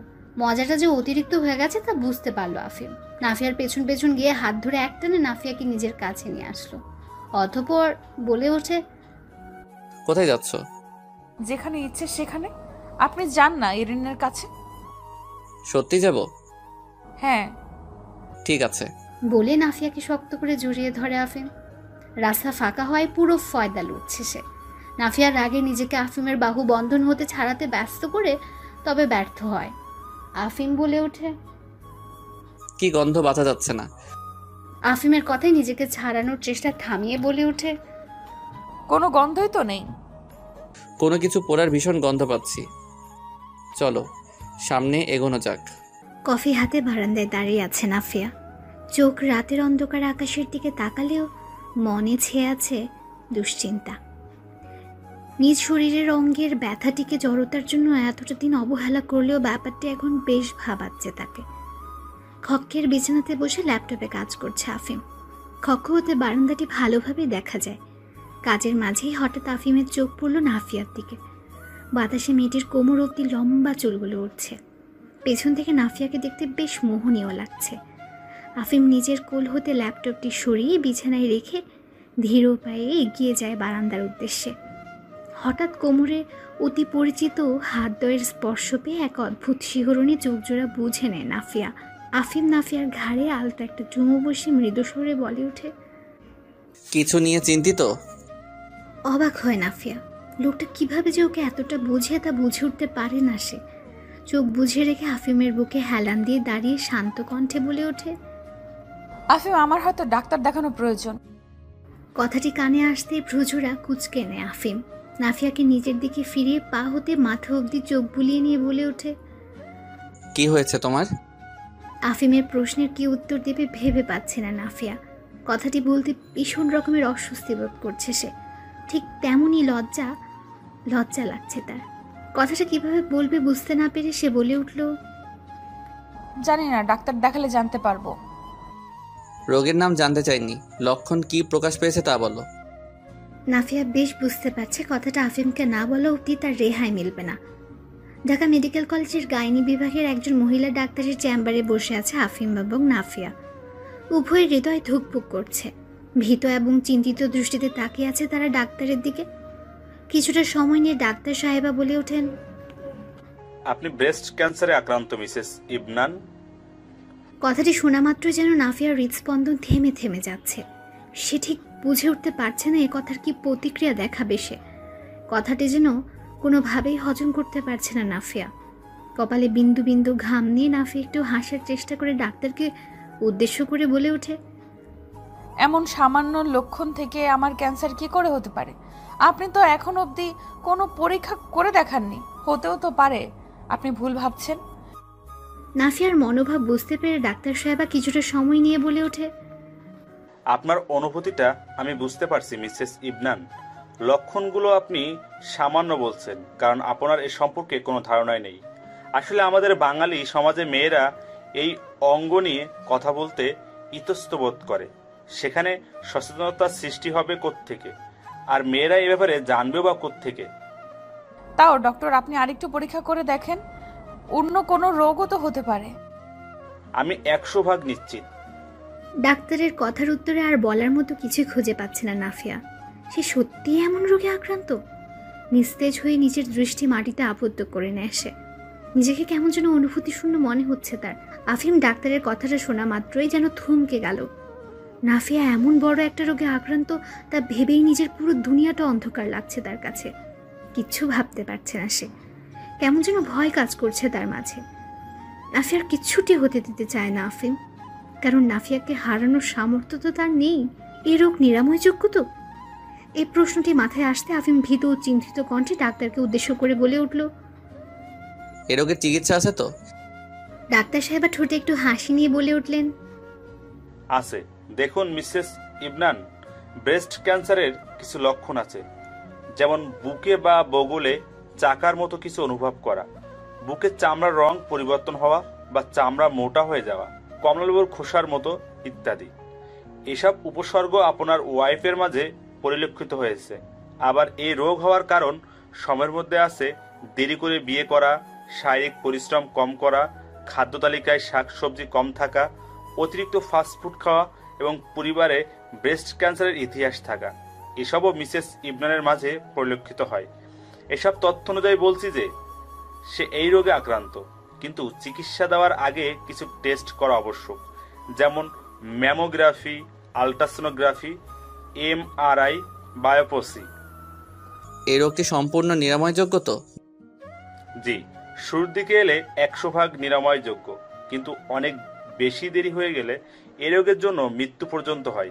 মিসেস ইবনান যে শুরুর দিকে এসেছেন এমনটি নয়, তিনিও যথেষ্ট দেরি করে ফেলেছেন। এখন টেস্ট করে সার্জনের সাথে পরামর্শ করে চিকিৎসা আপনাদের জানানো হবে। হয় টিউমারের অংশটুকু কাটলেই এই রোগ হতে নিরাময় লাভ করবেন, না হয় পুরো এক পাশটি কেটে ফেলতে হবে। আফিম এতটুকুতে কিছুটা স্বস্তি পেয়েছে যে তার নাফিয়াকে হারাতে হবে না। কিন্তু এই রোগটির প্রভাবে নাফিয়া মানসিকভাবে কতটা ভেঙে পড়বে তা ঠিকই বুঝতে পারছে সে। বিষয়টা তার মানতেই কষ্ট হচ্ছে, সেখানে নাফিয়ার মনের হাল ঠিক কেমন তা কল্পনা করার সাহস করলো না আফিম। নাফিয়াকে সে সামলাতে পারবে তো? নিজের অনুভূতিগুলোকে পাত্তা না দিয়ে সে নিজেকে প্রস্তুত করার চেষ্টা করে নাফিয়াকে সামলানোর জন্য। ডাক্তার সাহেব আর স্বামী স্ত্রী উভয়ের নীরবতা দেখে বলে ওঠেন, বিষয়টিকে আপনারা স্বাভাবিকভাবে গ্রহণ করার চেষ্টা করুন। বিশ্ব স্বাস্থ্য সংস্থা হিসেবে বাংলাদেশে প্রতি বছর 15,000-এর বেশি মানুষ ব্রেস্ট ক্যান্সারে আক্রান্ত হচ্ছেন এবং প্রায় 7,500 মানুষ এই রোগে মারা যান। বেশিরভাগ নারীরা এই রোগে মারা যান তাদের অসচেতনতা এবং জড়তার জন্য। বাংলাদেশি নারীরা নিজেদের এই অঙ্গের নাম মুখে নিতেও যেখানে লজ্জাবোধ করে, সেখানে এই অঙ্গের কোনো সমস্যা নিয়ে অন্য কারোর সাথে আলাপ আলোচনা করা তো চিন্তাতেই আনা যায় না। ফলে এই রোগ সৃষ্টির একদম শেষের দিকে যখন তারা সহ্য করতে অক্ষম, ঠিক তখনই ডাক্তারের শরণাপন্ন হয়। কিন্তু তখন কিছু করার থাকে না এবং পরিণত হয় মৃত্যু। মিসেস ইবনান তো তাও সময় থাকতেই এসেছেন, তাই শুক্রিয়া করুন। ধন্যবাদ। বলে আর দেরি করে না আফিম। নাফিয়ার দিকে ফিরে তাকাতে হৃদয় মোচড় দিয়ে ওঠে তার। নিজের চেহারার পানে তাকানো যাচ্ছে না, দেখতেই কেমন অনুভূতি শূন্য লাগছে। আফিম নিজেকে সামলে নাফিয়ার কাঁধে হাত রেখে বলে উঠল, চলো উঠি। নাফিয়া আফিমের দিকে না তাকিয়ে ধীরে ধীরে উঠে হাঁটা আরম্ভ করলো। নাফিয়ার এমন অবস্থা আফিমকেও ভীষণ কষ্ট দিচ্ছে, কিন্তু তার তো শক্ত থাকতেই হবে তার প্রিয়ার জন্য। আফিম দেরি না করে নাফিয়ার পেছন পেছন যেয়ে নাফিয়ার হাতটি শক্ত করে নিজের হাতের মুঠোয় আবদ্ধ করে নেয়। এতেও নাফিয়ার উপর কোনো প্রভাব পড়ল না। মেয়েটির মাঝে যেন কোনো অনুভূতি কাজ করছে না। সকাল সকাল আফিম ও নাফিয়াকে হাসপাতালের উদ্দেশ্যে বেরোতে দেখে নিজেদের খুশি ধরে রাখতে পারছে না সানিয়া বেগম এবং দাদি। নতুন মেহমানের সুখবর শোনার জন্য অধীর আগ্রহে অপেক্ষার প্রহর গুনছে তারা। দুজনে মিলে তো এখন থেকে ভাবা শুরু করে দিয়েছে মেয়ে হলে কি নাম রাখবে আর ছেলে হলে কি নামে ডাকবে। সেই সাথে আরও অনেক জল্পনা কল্পনা করে ফেলেছেন দুই বউ শাশুড়ি মিলে। তাদের আর থর সইছে না, কখন আফিম ও নাফিয়া এসে তাদের সুখবর দেবে আর কখন তারা পুরো মহল্লায় মিষ্টি বিতরণ করবেন। অবশেষে অপেক্ষার প্রহরের রীতি টেনে আফিম ও নাফিয়া উভয়ে বাড়ি ফিরে আসলো। আফিমের আগেই নাফিয়া গৃহে প্রবেশ করলো। ড্রয়িং রুমেই বসেছিলেন সানিয়া বেগম তার ছেলে ও ছেলের বউয়ের অপেক্ষায়। নিজের কৌতূহল দমিয়ে রাখতে না পেরে তিনি দ্রুত পদে নাফিয়ার কাছে এসে বেশ উচ্ছ্বাসিত কণ্ঠে জিজ্ঞেস করে উঠলেন, সুখবর তো? শাশুড়ির উচ্ছ্বাসিত কণ্ঠ শুনে তার মুখ পানে তাকালো নাফিয়া। তার আনন্দিত চেহারা যেন নাফিয়ার কষ্ট কয়েক শত গুণ বৃদ্ধি করে দিল। এতক্ষণ নিজেকে অনুভূতি শূন্য করে রাখলেও এখন আর নিজেকে অনুভূতির উপর নিয়ন্ত্রণ রাখতে পারল না নাফিয়া। অনুভূতির প্রকাশ তার চোখেও ফুটে উঠল। চোখ দুটি ঝাপসা হতেই সে কিছু না বলে নিজের কক্ষের উদ্দেশ্যে দৌড়ে এগিয়ে গেল। এতক্ষণে আফিমও সেখানে উপস্থিত হয়। নাফিয়াকে দৌড়ে কক্ষের দিকে অগ্রসর হতে দেখে সেও নাফিয়ার পেছন পেছন দ্রুত পদে অগ্রসর হয়। আপনি দয়া করে কক্ষ ত্যাগ করুন আফিম, আমি একা থাকতে চাইছি। নিজের কান্না যথাসাধ্য আটকাবার চেষ্টা করে শান্ত কণ্ঠে কথাটি বলে নাফিয়া। অবাধ্য অশ্রুকণা গাল দিয়ে গড়িয়ে পড়ছে তার। আফিম অসহায় দৃষ্টিতে কিছুটা সময় নাফিয়ার দিকে তাকিয়ে থেকে ধীর পায়ে নাফিয়ার দিকে এগিয়ে আসতে আরম্ভ করে। নাফিয়ার একদম কাছে এসে নিজের ডান হাতের বৃদ্ধাঙ্গুল দিয়ে আলতো করে নাফিয়ার গাল বেয়ে পড়া চোখের অশ্রু স্পর্শ করে আফিম। চোখের পানি মুছে দিয়ে নাফিয়াকে এক টানি নিজের বুকে নিয়ে এসে বলে ওঠে, তুমি একা নাও, তাই একা ছাড়ার প্রশ্নে ওঠে না। কথাটি বলে একটু থামে আফিম। নাফিয়াকে বুকের মাঝে আঁকড়ে ধরে নিজের চোখ জোড়া বুঝে বলে ওঠে, তোমাকে শক্ত হতে হবে মিসেস আফিম ইবনান। এই রোগের আতঙ্কে ভেঙে পড়া চলবে না, বরং সাহসের সাথে মোকাবেলা করতে হবে। আমি আছি তো প্রতিটি কদমে তোমার ঢাল হয়ে। আফিমের বুকের সাথে লেপ্টে নিজের ভেতরের অনুভূতিগুলোকে অশ্রুরূপে বিসর্জন দিয়ে নিজের ভেতরের কষ্টটাকে কিছুটা কমানোর চেষ্টা চালিয়ে যাচ্ছে নাফিয়া। অনেকটা সময় এভাবেই চলার পর ধীরে ধীরে আফিমের বুকে উপর থেকে মাথাটা উঠায় সে। মৃদুস্বরে বলে ওঠে, এই রোগ আমার সৌন্দর্য কেড়ে নেবে আফিম। পারবে না এমনটি আপনি আমার মন রাখতে বলছেন, কিন্তু সত্যিটা এটাই। নাফিয়ার কথায় তাকে নিজের বাহু বন্ধনী হতে মুক্ত করে তার গাল আলতো করে দু হাতের মাঝে নিয়ে আফিম বলে ওঠে, তোমার সৌন্দর্য, তোমার ভাষা মায়াবী এই চোখ জোড়ায় খাড়া এই নাকটিতে এবং এই মুগ্ধ করা ঠোঁটে, যা প্রথম দেখাতেই আমাকে ঘায়েল করেছিল। সেই সাথে তোমার সবথেকে বড় সৌন্দর্য তোমার মানসিকতা, চিন্তাধারা এবং চারিত্রিক বৈশিষ্ট্য, যা প্রতিনিয়ত আমায় মুগ্ধ করে। এসবের মাঝে শরীরের সৌন্দর্য তো আকর্ষণ মাত্র, যা সময়ের সাথে সাথে শেষ হয়ে যায়। কান্নার বেগ বৃদ্ধি করে নাফিয়া বলে ওঠে, আপনি শুধুমাত্র আমার কষ্ট লাঘব করবার জন্যই এগুলো বলছেন আফিম, কিন্তু একটি মেয়ের শারীরিক সৌন্দর্য কতটা গুরুত্বপূর্ণ তা আমি জানি। যে ব্যক্তিত্বের মুগ্ধতায় আটকে যায় তার কাছে রূপ মূল্যহীন। আমি তোমাতে মুগ্ধ মিসেস আফিম ইবনান, তোমার রূপে নয়, তাই তোমার শারীরিক সৌন্দর্য আমার কাছে গুরুত্বহীন। আপনি আমার সাথে সুখে থাকবেন না আফিম। তোমার উপস্থিতি আমার সুখ। রাতে আমার বুকে তোমার অস্তিত্ব অনুভব করাটা আমার সুখ। অফিসের কাজ বেশি হলে রাত জেগে যখন কাজ করতে হয় তখন তুমিও রাত জেগে কাজে আমাকে সাহায্য করো। সে সময় তোমার মুখে বিন্দু বিন্দু ঘাম জমে। কাজের ফাঁকে ফাঁকে তোমার সেই রূপ দেখাটা আমার সুখ। বিষণ্ণ হয়ে কোথাও বসলেই যখন এক কাপ কফি হাতে আমায় কোম্পানি দিতে হুট করে চলে আসো, সেই সময়টুকু আমার সুখ। কাজের চাপে মাথা ব্যথা করলে যখন কিছু বলে ওঠার আগেই কপালে তোমার হাতের স্পর্শ পাই, ঠিক ওইটাই আমার সুখ। মাঝরাতে স্লো মিউজিকে যখন ড্যান্স করার ইচ্ছে হয় তখন তোমার সঙ্গটাই আমার সুখ। এমন আরও অসংখ্য সুখ শুধু তুমি আমায় দিতে সক্ষম, মিসেস আফিম ইবনান। কান্নার বেগ কমার জায়গায় আরও বেড়ে গেল নাফিয়ার। অসংখ্য অনুভূতিরা তার মনে এসে জায়গা করে নিচ্ছে। আফিমের উচ্চারিত প্রতিটি শব্দে নিজেকে ভীষণ সৌভাগ্যবান মনে হচ্ছে তার। এতটা ভালোবাসা সে তার স্বামী হতে পাবে তা ভাবনাতীত ছিল তার। কিন্তু সে এটিও কোনোভাবে ভুলে যেতে পারছে না যে তার এই শারীরিক ত্রুটি কোনো সমস্যার বিষয় নয়। সারা জীবন নারীত্বে এই ত্রুটি নিয়ে কাটবে তার। এই ত্রুটি নিয়ে সে কোনো ক্রমে আফিমের যোগ্য নয়। তবে আফিম কেন থাকবে তার সাথে? আফিমের মতো এত সুন্দর ছেলে চাইলেই কোনো আগুন সুন্দরী মেয়েকে বউ বানিয়ে আনতে পারে। তাহলে আফিম কেন সারাটি জীবন তার সাথে কাটিয়ে সমঝোতা করে যাবে? এখন হয়তো আফিম আবেগের বসে এসব বলছে, কিন্তু কদিন পর হয়তো এই আবেগটা আর থাকবে না।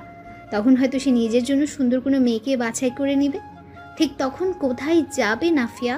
কিভাবে মেনে নিবে সে সবটা? তখনের পাওয়া কষ্টটার থেকে এখনই আফিমকে ছেড়ে দেওয়াটাই উত্তম নয় কি? অল্প সময়ের মাঝে অনেকটা ভেবে নাফিয়া উচ্ছ্বসিত নয়নে আফিমের চোখে চোখ রেখে বলে উঠল, এসব আবেগে বলছেন আপনি? আমার উপর দয়া দেখাচ্ছেন? আপনার সেজন্য বলছেন? আমার অপারেশনের পর আমি কুৎসিত হয়ে যাব, তার আগে আপনি আমার সাথে সম্পর্ক ছিন্ন করুন। কথাটা শোনা মাত্রই যেন আফিমের মাথায় রক্ত উঠে গেল। দুহাত মুষ্টিবদ্ধ করে দাঁতে দাঁত চেপে চোখ জোড়া বুঝে নিয়ে নিজের রাগ নিয়ন্ত্রণের চেষ্টা করছে সে। মুহূর্তে ফর্সা চেহারা রক্তিম বর্ণ ধারণ করেছে তার। আফিমের এমন রাগ 10 মাসে প্রথম দেখল নাফিয়া। ভীষণ ভয় লাগছে তার আফিমের এমন রূপ। কথাটা বলা যে কতটা ভুল হয়েছে তা এখন বুঝতে পারছে নাফিয়া, কিন্তু তার কাছে তো কথাটা সঠিকই মনে হচ্ছে। নাফিয়ার মানসিক অবস্থার কথাটি ভেবে কিছুটা সময় নিয়ে আফিম নিজেকে শান্ত করার চেষ্টা করে। কিছুটা সময় চোখ বুজে থাকবার পর নিজের রাগটা নিয়ন্ত্রণে আনতে সক্ষম হলো সে। অতঃপর চোখ মেলে নাফিয়ার দিকে তাকিয়ে সে বলে উঠল, একবার বলেছো, কিন্তু দ্বিতীয়বার সম্পর্ক ছিন্ন করার কথা মাথায় আনলেও মেরে এখানেই পুঁতে রেখে দিব। আফিম ইবনানের রাগ সম্বন্ধে তুমি এখনো অবগত নও। কথা বলার সময় আফিমের কণ্ঠস্বরও লাল হওয়া চোখ জোড়া দেখে ভয়ে মাথা নুইয়ে নেয় নাফিয়া। আখির জল যেন আজ তার ফুরোচ্ছেই না। আফিম কিছুটা সময় ক্রন্দনরত নাফিয়ার দিকে তাকিয়ে থাকে। নাফিয়ার চোখের অশ্রুগুলো আফিমের হৃদয়টাকে পোড়াচ্ছে ভীষণ। না পারছে সইতে আর না পারছে কষ্টটা দূর করতে। নিজেকে ভীষণ অসহায় মনে হচ্ছে তার। অসহায় দৃষ্টিতে কিছুটা সময় নাফিয়াকে দেখে নিয়ে আলতো পায়ে নাফিয়ার কাছে গিয়ে অনতিবিলম্বে নাফিয়াকে নিজের বুকে টেনে নেয় আফিম। মাথায় হাত বুলিয়ে বলে ওঠে, তুমি বড্ড বেশি ভেবে এই বিষয়টিকে বড় বানিয়ে বেশি কষ্ট পাচ্ছ। তুমি আমার অর্ধাঙ্গিনী মিসেস আফিম ইবনান, অর্থাৎ আমার অর্ধেক অংশ। এখন আমার ডান হাতের একটি আঙ্গুলে যদি কোনো ত্রুটি হয় তাহলে কি আমি আমার পুরো ডান হাত পাশটি কেটে নিজের থেকে আলাদা করে ফেলবো? আর যদি এমনটি করি তাহলে আমি বেঁচে থাকতে পারবো না। ঠিক তেমনই মিসেস আফিম ইবনানকে ছাড়া আফিম ইবনান বাঁচতে পারবে না। তুমি আমার কাছে এখন যেমন সুন্দর, মৃত্যুর আগ পর্যন্ত ঠিক এমন সুন্দরই থাকবে। আবেগ আপ্লুত হয়ে আফিমকে শক্ত করে জড়িয়ে ধরে নাফিয়া। একদিকে আফিমের মুখ হতে উচ্চারিত শব্দগুলো তাকে সুখানুভূতি দিচ্ছে, ভরসা দিচ্ছে, আশ্বাস দিচ্ছে, নিশ্চয়তা দিচ্ছে। ঠিক তেমনই তার রোগটিকেও সে ভুলতে পারছে না। কিন্তু এই মুহূর্তে সে এই রোগটি সম্পূর্ণরূপে ভুলে যেতে চাইছে। কারণ আফিমের হৃদস্পন্দনে সে নিজের জন্য এতটা ভালোবাসা খুঁজে পাচ্ছে যে পুরো দুনিয়াটা তার কাছে মিছে মনে হচ্ছে, এইসব রোগ অতি তুচ্ছ মনে হচ্ছে। আফিমের দাদির কক্ষে পাতানো সোফায় নাফিয়ার প্রেসক্রিপশন হাতে নিয়ে বসে আছেন সানিয়া বেগম। সম্পূর্ণ প্রেসক্রিপশনে চোখ বুলিয়ে নেবার পর তার আর বুঝতে বাকি রইল না যে রোগটির বিষয়ে। তিনি এখন এও বুঝতে পারছেন যে তখন নাফিয়ার অমন দৌড়ে নিজের কক্ষের উদ্দেশ্যে গমন করার কারণ কি ছিল। সানিয়া বেগম একটা দীর্ঘশ্বাস ছেড়ে গম্ভীর কণ্ঠে তার শাশুড়িকে বলে উঠলেন, আম্মা, একটি বিষয় আপনাকে জানাতে চাইছি। নাফিয়ার বিষয়ে। জি। বেশ দুশ্চিন্তা হচ্ছে বৌমা। বলো তো কি হলো মেয়েটার? অমন কাঁদছিল কেন? ওর ওভাবে দৌড়ে কক্ষেও বা গেল কেন? ভীষণ মন খারাপ নিয়ে মৃদুস্বরে সানিয়া বেগম বলে উঠল, নাফিয়ার ব্রেস্ট ক্যান্সার হয়েছে বলে ধারণা করছে ডাক্তার। কি বলো? এই রোগের চিকিৎসা কি? এই রোগ শরীরে কতটা ছড়িয়ে পড়েছে সেটির উপর ভিত্তি করে চিকিৎসা নির্ধারণ করা হয়। নাফিয়ার হয়তো অপারেশন করতে হবে। হয় টিউমারটি কেটে ফেললেই রেহাই মিলবে, না হয় যে পাশে টিউমার হয়েছে সে পাশটি পুরোটাই কেটে ফেলতে হবে। কি? যদি এমনটি হয় তবে কি এমন একটি ত্রুটিপূর্ণ মেয়েটির সাথে সারাটি জীবন কাটাবে আমাদের আফিম? কি বলতে চাইছেন আম্মা? আয়নার সামনে দাঁড়িয়ে আছে নাফিয়া। নিজেকে খুঁটিয়ে খুঁটিয়ে দেখছে সে। তাকে দেখতে কোনো আগুন সুন্দরীর মতো না লাগলেও সে যথেষ্ট সুন্দরী। কোমর অবধি লম্বা চুল তার। চুল বেশি ঘন না, আবার একদম পাতলাও না। তার এই ভাসা ভাসা চোখে গাঢ় কাজল লাগিয়ে কোমর অবধি লম্বা সোজা চুলগুলো ছেড়ে দিয়ে শাড়ি পরিহিত অবস্থায় দেখতে নাকি মারাত্মক লাগে। যে কেউ নাকি এই রূপের প্রেমে পড়তে বাধ্য। অবশ্য এ কথার প্রমাণও পেয়েছে সে। প্রথম যখন এভাবে আফিমের সামনে নিজেকে উপস্থাপন করেছিল, তখন আফিমের ন্যাশালো চাহনি বলে দিয়েছিল নাফিয়া এই রূপে কতটা মোহনীয়। আচ্ছা, অপারেশনের পরও কি তার এই রূপ, এই সৌন্দর্য, এই মোহনীয়তা থাকবে? অপারেশনের পর যখন তার শারীরিক পরিবর্তন আসবে, তখনও কি তার দিকে এতটা ন্যাশালো চাহনিতে তাকাবে আফিম? প্রতিটি মেয়েই আদুরে হয়।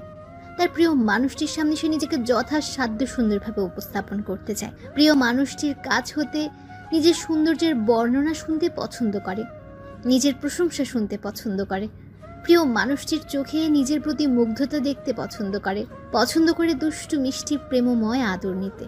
নাফিয়াও এর বিপরীত নয়। সেও আফিমের চোখে নিজের জন্য এক রাস মুগ্ধতা দেখতে চায়। আফিমের সামনে নিজেকে যথাসাধ্য সুন্দরভাবে উপস্থাপন করতে চায়। কিন্তু তা কি আর সম্ভব হবে? সৌন্দর্য যেন মেয়েদের মনোবল বৃদ্ধি করে। একটা মেয়ে নিজেকে যখন সুন্দর ভাবে, তখন তার মাঝে এক আলাদা মনোবল তৈরি হয়। আয়নার সামনে দাঁড়িয়ে যখন নিজেকে সুন্দর হিসেবে দেখে, তখন তাদের মাঝে আত্মবিশ্বাস তৈরি হয়। আবার এই সৌন্দর্যের অনুপস্থিতি একটি মেয়ের আত্মবিশ্বাস শূন্যে আনতে সক্ষম, তাদের মনোবল ভেঙে গুড়িয়ে দিতে সক্ষম। নাফিয়াও যেন ধীরে ধীরে নিজের মনোবল হারিয়ে ফেলছে। নিজের মাঝেই নিজে ভেঙে পড়ছে সে। নিজের আত্মবিশ্বাস ক্রমশ হারিয়ে ফেলছে সে। নিজেকে কেমন যেন নিজের কাছে ভালো লাগছে না তার। তোমাকে কিছু কথা বলার জন্য এখানে ডেকেছি। দাদির গম্ভীর কণ্ঠস্বরে এমন কথা শুনে কিছুটা চিন্তিত হয় আফিম। নাফিয়াকে নিজের বাহুডোর আটকে রাখা কালীন সময়ে একজন গৃহপরিচারিকা তাদের কক্ষের দরজায় কড়া নেড়ে আফিমকে খবর দিয়ে দাদি ডাকছে। তাই ইচ্ছে না থাকা সত্ত্বেও নাফিয়াকে একা রেখে সে দাদির সাথে কথা বলবার জন্য দাদির কক্ষে আসলো। ভ্রুকুচকে দাদিকে উদ্দেশ্য করে আফিম বলে ওঠে, কি কথা? নাফিয়ার রোগ সম্বন্ধে ডাক্তার যা বলেছে তা তোমার মায়ের কাছে হতে শুনেছি। ডাক্তার সাহেব এই রোগ নিয়ে নিজের মন্তব্য ব্যক্ত করবার পূর্বে কি কিছু পরীক্ষা করেছেন? কোনো টেস্ট করা হয়নি, তবে ওকে আলাদা নিয়ে হয়তো ওর বুকে যে চাকার মতো অনুভব হয় সেটি পরীক্ষা করে দেখেছেন। সেই সাথে নাফিসার মেডিকেল রিপোর্ট চেক করেছিল এবং প্রয়োজনীয় সকল তথ্য নিয়েছেন। এই রোগের চিকিৎসা বলেনি, তাই তো? টেস্ট করবার পর জানাবে। একটা দীর্ঘশ্বাস ছেড়ে দাদি বলে ওঠেন, যদি অপারেশনের মাধ্যমে পুরো পাশটি কাটতে হয় তবে? ওর সুস্থতাই আমার একমাত্র কামনা দাদি। দেখো আফিম, নিজের স্ত্রীর মন্দ সময়ে তার পাশে থাকা অবশ্যই একজন স্বামীর কর্তব্য। আর তুমি যেমন নাফিয়ার সাথে আছো, ঠিক তেমনি আমরাও নাফিয়ার সাথে আছি। ওর ভালোটাই আমাদের সবার কাম্য। মলিন চেহারা একটু হাসি ফুটিয়ে আফিম বলে ওঠে, জানতাম। ধন্যবাদ দাদি, তবে কি আমি যেতে পারি? দাদিও নিজের ঠোঁটে একটু হাসি এনে বলে ওঠেন, আর একটু বসো। নাফিয়ার চিন্তায় দাদির কাছে দুদণ্ড বসাও বেশ কঠিন হয়ে পড়ছে আফিমের কাছে। তাও সে নিজেকে শান্ত রাখার চেষ্টা করে আর স্থান ত্যাগ করলো না। দাদি আফিমকে উদ্দেশ্য করে বলে ওঠে, নাফিয়ার চিকিৎসায় কোনো ধরনের কমতি থাকুক তা আমি মোটেও চাচ্ছি না। ও সুস্থ হয়ে আমাদের মাঝেই থাকুক, এমনটাই চাচ্ছি আমি। কিন্তু একটি বিষয় যা এখন বলাটা সমুচিত কি নয় তা বুঝে উঠতে পারছি না। তুমি তো জানোই আমি নিজের মাঝে কথা দাবিয়ে রাখতে পারি না। তাই এখনই বলছি, আমি চাই না আমার পোতা এমন ত্রুটিযুক্ত মেয়ে নিয়ে পুরো জীবন পার করুক। ব্রুজুরা কুসকিয়ে আফিম বলে ওঠে, কি বলতে চাইছো? দ্বিতীয় বিয়ের। দাদির আর কিছু বলে ওঠার আগেই উঠে দাঁড়ায় আফিম। রাগে নিজের দুহাত মুষ্টিবদ্ধ করে নেয় সে। কিছু কঠিন শব্দ জিহ্বা অব্দি আসার পরও তা উচ্চারণ না করে নিজেকে সংযত করে সে বলে ওঠে, নাফিয়ার জায়গায় যদি আমি হতাম তাহলে এই পরামর্শ তুমি নাফিয়াকেও দিতে। স্বামী আর স্ত্রী এক নয় আফিম। মেয়েদের মেনে নিয়ে এবং মানিয়ে নিয়ে সংসার করতে হয়। তাহলে নাফিয়ার জায়গায় আফরিন হলে ওর স্বামীকে তুমি এই পরামর্শ দিতে? উত্তরে চুপ হয়ে যান দাদি। নিজের ছেলের মেয়ে সতীনের সংসার করবে এমনটা কখনোই সহ্য করতে পারবেন না তিনি। দাদির নীরবতা দেখে আফিম বলে ওঠে, নারীরাই নারীদের শত্রু। আফরিনের বেলায় যা তোমার সহ্যের বাইরে, নাফিয়ার বেলায় তুমি তাই চাইছো। এ কেমন নীতি তোমার? আরেকটি কথা, যাকে তুমি ত্রুটিপূর্ণ বলেছ সে আমার অর্ধাঙ্গিনী, আর এই রোগ মোটেও তার ত্রুটি নয়। সে সুন্দর তার মনের সৌন্দর্যের জন্য। শরীরের সৌন্দর্য নিয়ে তো দেহ ব্যবসায়ীরা পড়ে থাকে। বলে আর দাঁড়ায় না আফিম, দ্রুত পদে কক্ষ ত্যাগ করে। আয়নার সামনে দাঁড়িয়ে নিজের ঠোঁট কামড়ে চোখ জোড়া বুঝে একটু শব্দ করে কাঁদছে নাফিয়া। ঠিক এই মুহূর্তে কক্ষে প্রবেশ করলো একে তো দাদির কথায় রাগে ফুঁসছে সে, এর মাঝে নাফিয়াকে এভাবে কাঁদতে দেখে আরো রাগ বেড়ে যায় তার। দ্রুত পদে নাফিয়ার কাছে এগিয়ে গিয়ে নাফিয়ার বাম হাতটি ধরে এক হ্যাচকা টানে নিজের কাছে নিয়ে আসে সে। এক হাতে কোমর আঁকড়ে ধরে অপর হাতে নাফিয়ার চুল মুঠো বন্দি করে ঠোঁটে ঠোঁট বসিয়ে দেয় আফিম। আফিমের এমন কাজে চমকে যায় নাফিয়া, চোখ বড় বড় করে আফিমের দিকে তাকায় সে, কিন্তু আফিম চোখ বুঝে নিজের কাজে ব্যস্ত। সময়ের সাথে সাথে নিজের চোখ জোড়াও বুঝে নেয় নাফিয়া। ধীরে ধীরে আফিম নামক নেশালু ঘুরে প্রবেশ করতে আরম্ভ করে সে। নিজের দুহাত ধীরে ধীরে আফিমের মাথা অবধি নিয়ে আফিমের চুলগুলো শক্ত করে আঁকড়ে ধরে সে। নাফিয়া পুরোপুরি শান্ত হতে তাকে ছেড়ে দেয় আফিম। একে অপরের কপালে কপাল ঠেকিয়ে দাঁড়িয়ে জোরে জোরে নিঃশ্বাস নিচ্ছে তারা। আফিম আলতো করে নিজের দু হাতের বৃদ্ধাঙ্গুলি দিয়ে নাফিয়ার চোখের পানি মুছে নেয়। অতঃপর কিছুটা সময় উভয়ে চোখ বুজে কাটাবার পর আফিম চোখ মেলে তাকিয়ে নাফিয়াকে উদ্দেশ্য করে বলে ওঠে, আর যদি তোকে কাঁদতে দেখি জানে মেরে ফেলবো। চোখের পানি সহ্য করতে পারেন না তাহলে মারবেন কি করে? ঠোঁটে হাসি টেনে বলে ওঠে নাফিয়া। Wanna see how? নাফিয়ার সম্মতি পেয়ে আফিম ঠোঁটে বাঁকা হাসি ফুটিয়ে তোলে। সেই সাথে আর দেরি না করে নাফিয়ার গলার নিচের অংশটায় কামড় বসে দেয় সে। ব্যথায় শব্দ করে চেঁচিয়ে ওঠে নাফিয়া, কিন্তু আফিমের ছাড়ার নাম নেই। আফিমকে নিজের থেকে দূরে সরানোর চেষ্টা করে ব্যর্থ হচ্ছে নাফিয়া। অবশেষে কিছুটা সময়ের মধ্যে আফিম নাফিয়াকে ছেড়ে কিছুটা দূরে সরে দাঁড়ায়। ঠোঁটে তার এখনো বাঁকা হাসি ঝুলছে। আফিমের থেকে দৃষ্টি সরিয়ে আয়নায় নিজের ক্ষতটার দিকে দৃষ্টিপাত করে নাফিয়া। জায়গাটা লাল হয়ে দাঁতের দাগ বসে কিছুটা রক্ত বেরিয়ে এসেছে। সেই সাথে জায়গাটা ভীষণ জ্বলছে। রাগী দৃষ্টিতে আফিমের দিকে তাকিয়ে নাফিয়া বলে ওঠে, এই নিয়ে দ্বিতীয়বার আপনি আমায় এভাবে কামড়ালেন, নিজেকে কি ভ্যাম্পায়ার মনে হয় আপনার? ইয়েস, এভাবে কামড়ে কামড়ে মারবো তোমায়। বলে চোখ মারে আফিম। আচ্ছা তাই, আজ এর শোধ আমি নিবই। বলে আফিমের দিকে এগিয়ে যায় নাফিয়া। এদিকে নাফিয়াকে নিজের দিকে এগিয়ে আসতে দেখে দৌড়ে সরে যায় আফিম। আফিমের পেছন পেছন নাফিয়াও দৌড়াচ্ছে। পুরো রুমটায় গোল গোল কয়েকবার দৌড়াবার পরও নাফিয়া আফিমকে ধরতে সক্ষম হয় না। দৌড়ানোর মাঝে আফিমের কানে আসে আহ শব্দটি। পেছন ফিরে তাকাতে দেখে নাফিয়া বিছানায় বসে আছে। চেহারায় ব্যথা পাবার ছাপ প্রকাশ পাচ্ছে। আফিম দেরি না করে নাফিয়ার কাছে এগিয়ে গিয়ে বিছানায় বসলো। নাফিয়ার কাঁধে হাত রেখে বলে উঠল, আর ইউ ওকে মিসেস আফিম ইমরান? উত্তরে কিছু না বলে আফিমকে ধাক্কা দিয়ে বিছানায় শুইয়ে দিয়ে নিজে আফিমের উপর উঠে একটা শয়তানি হাসি দিয়ে নাফিয়া বলে ওঠে, এখন আপনাকে কে বাঁচাবে? কথাটি বলে আর সময় অপচয় করলো না নাফিয়া। আফিমের গলার নিচের অংশে দাঁত বসে দেয় সে। ফর্সা শরীরের কামড়ের জায়গাটা একদম লাল হয়ে গেছে। দাঁতের দাগ বসে কিছুটা রক্ত বেরিয়ে এসেছে সেটা থেকে। নাফিয়া জায়গাটায় চোখ বুলিয়ে ভ্রুকুচকে বলে ওঠে, এমন কামড়ে ব্যথা তো অনেক পাওয়ার কথা, সেখানে আপনি তো আহ শব্দটাও করেন না। ঠোঁটে বাঁকা হাসি ফুটিয়ে আফিম বলে ওঠে, এসব ইঁদুরের কামড়ে আফিম ইমরানের কিছুই হয় না। কি আমি ইঁদুর? কামড় তো তাই বলছে, ছোট ছোট দাঁত। বলেই ঠোঁট চেপে হাসে আফিম। রাগে নাফিয়া আবারও আফিমের বুকে কামড় বসাতে যায়, কিন্তু তার আগে আফিম তাকে বিছানায় ফেলে তার উপর ভর দিয়ে শুয়ে পড়ে। আচমকা আফিমের এমন কাজে হতবাক হয়ে যায় নাফিয়া।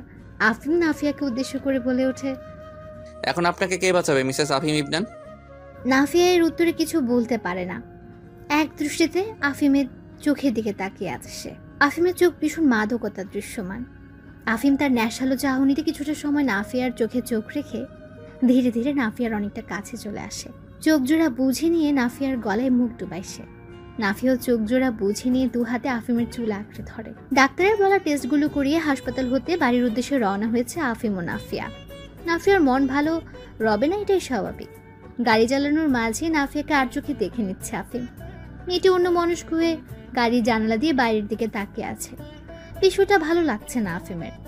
প্রকৃতিপ্রেমী মানুষদের মন খারাপ, বিষণ্ণতা, কষ্টগুলো প্রকৃতির স্পর্শে এলে নিমেষে বিলীন হয়ে যায়। এরা প্রকৃতির মাঝে প্রশান্তি খুঁজে পায়। প্রকৃতি যেন এদের কষ্টগুলো শুষে নিজের মাঝে নিয়ে নেয় এবং তাদের অস্থির হৃদয়কে প্রশান্ত করে দেয়। নাফিয়া প্রকৃতি প্রেমীদের মধ্যে একজন। আফিম বিষয়টি জানে, তাই এই মুহূর্তে নাফিয়াকে প্রকৃতির সংস্পর্শে আনাটা সঠিক বলে মনে করছে সে। বাংলাদেশের রাজধানী ঢাকার একটা এলাকা হাতের ঝিল, যা জনসাধারণের চলাচলের জন্য তৈরি করা হয়েছে।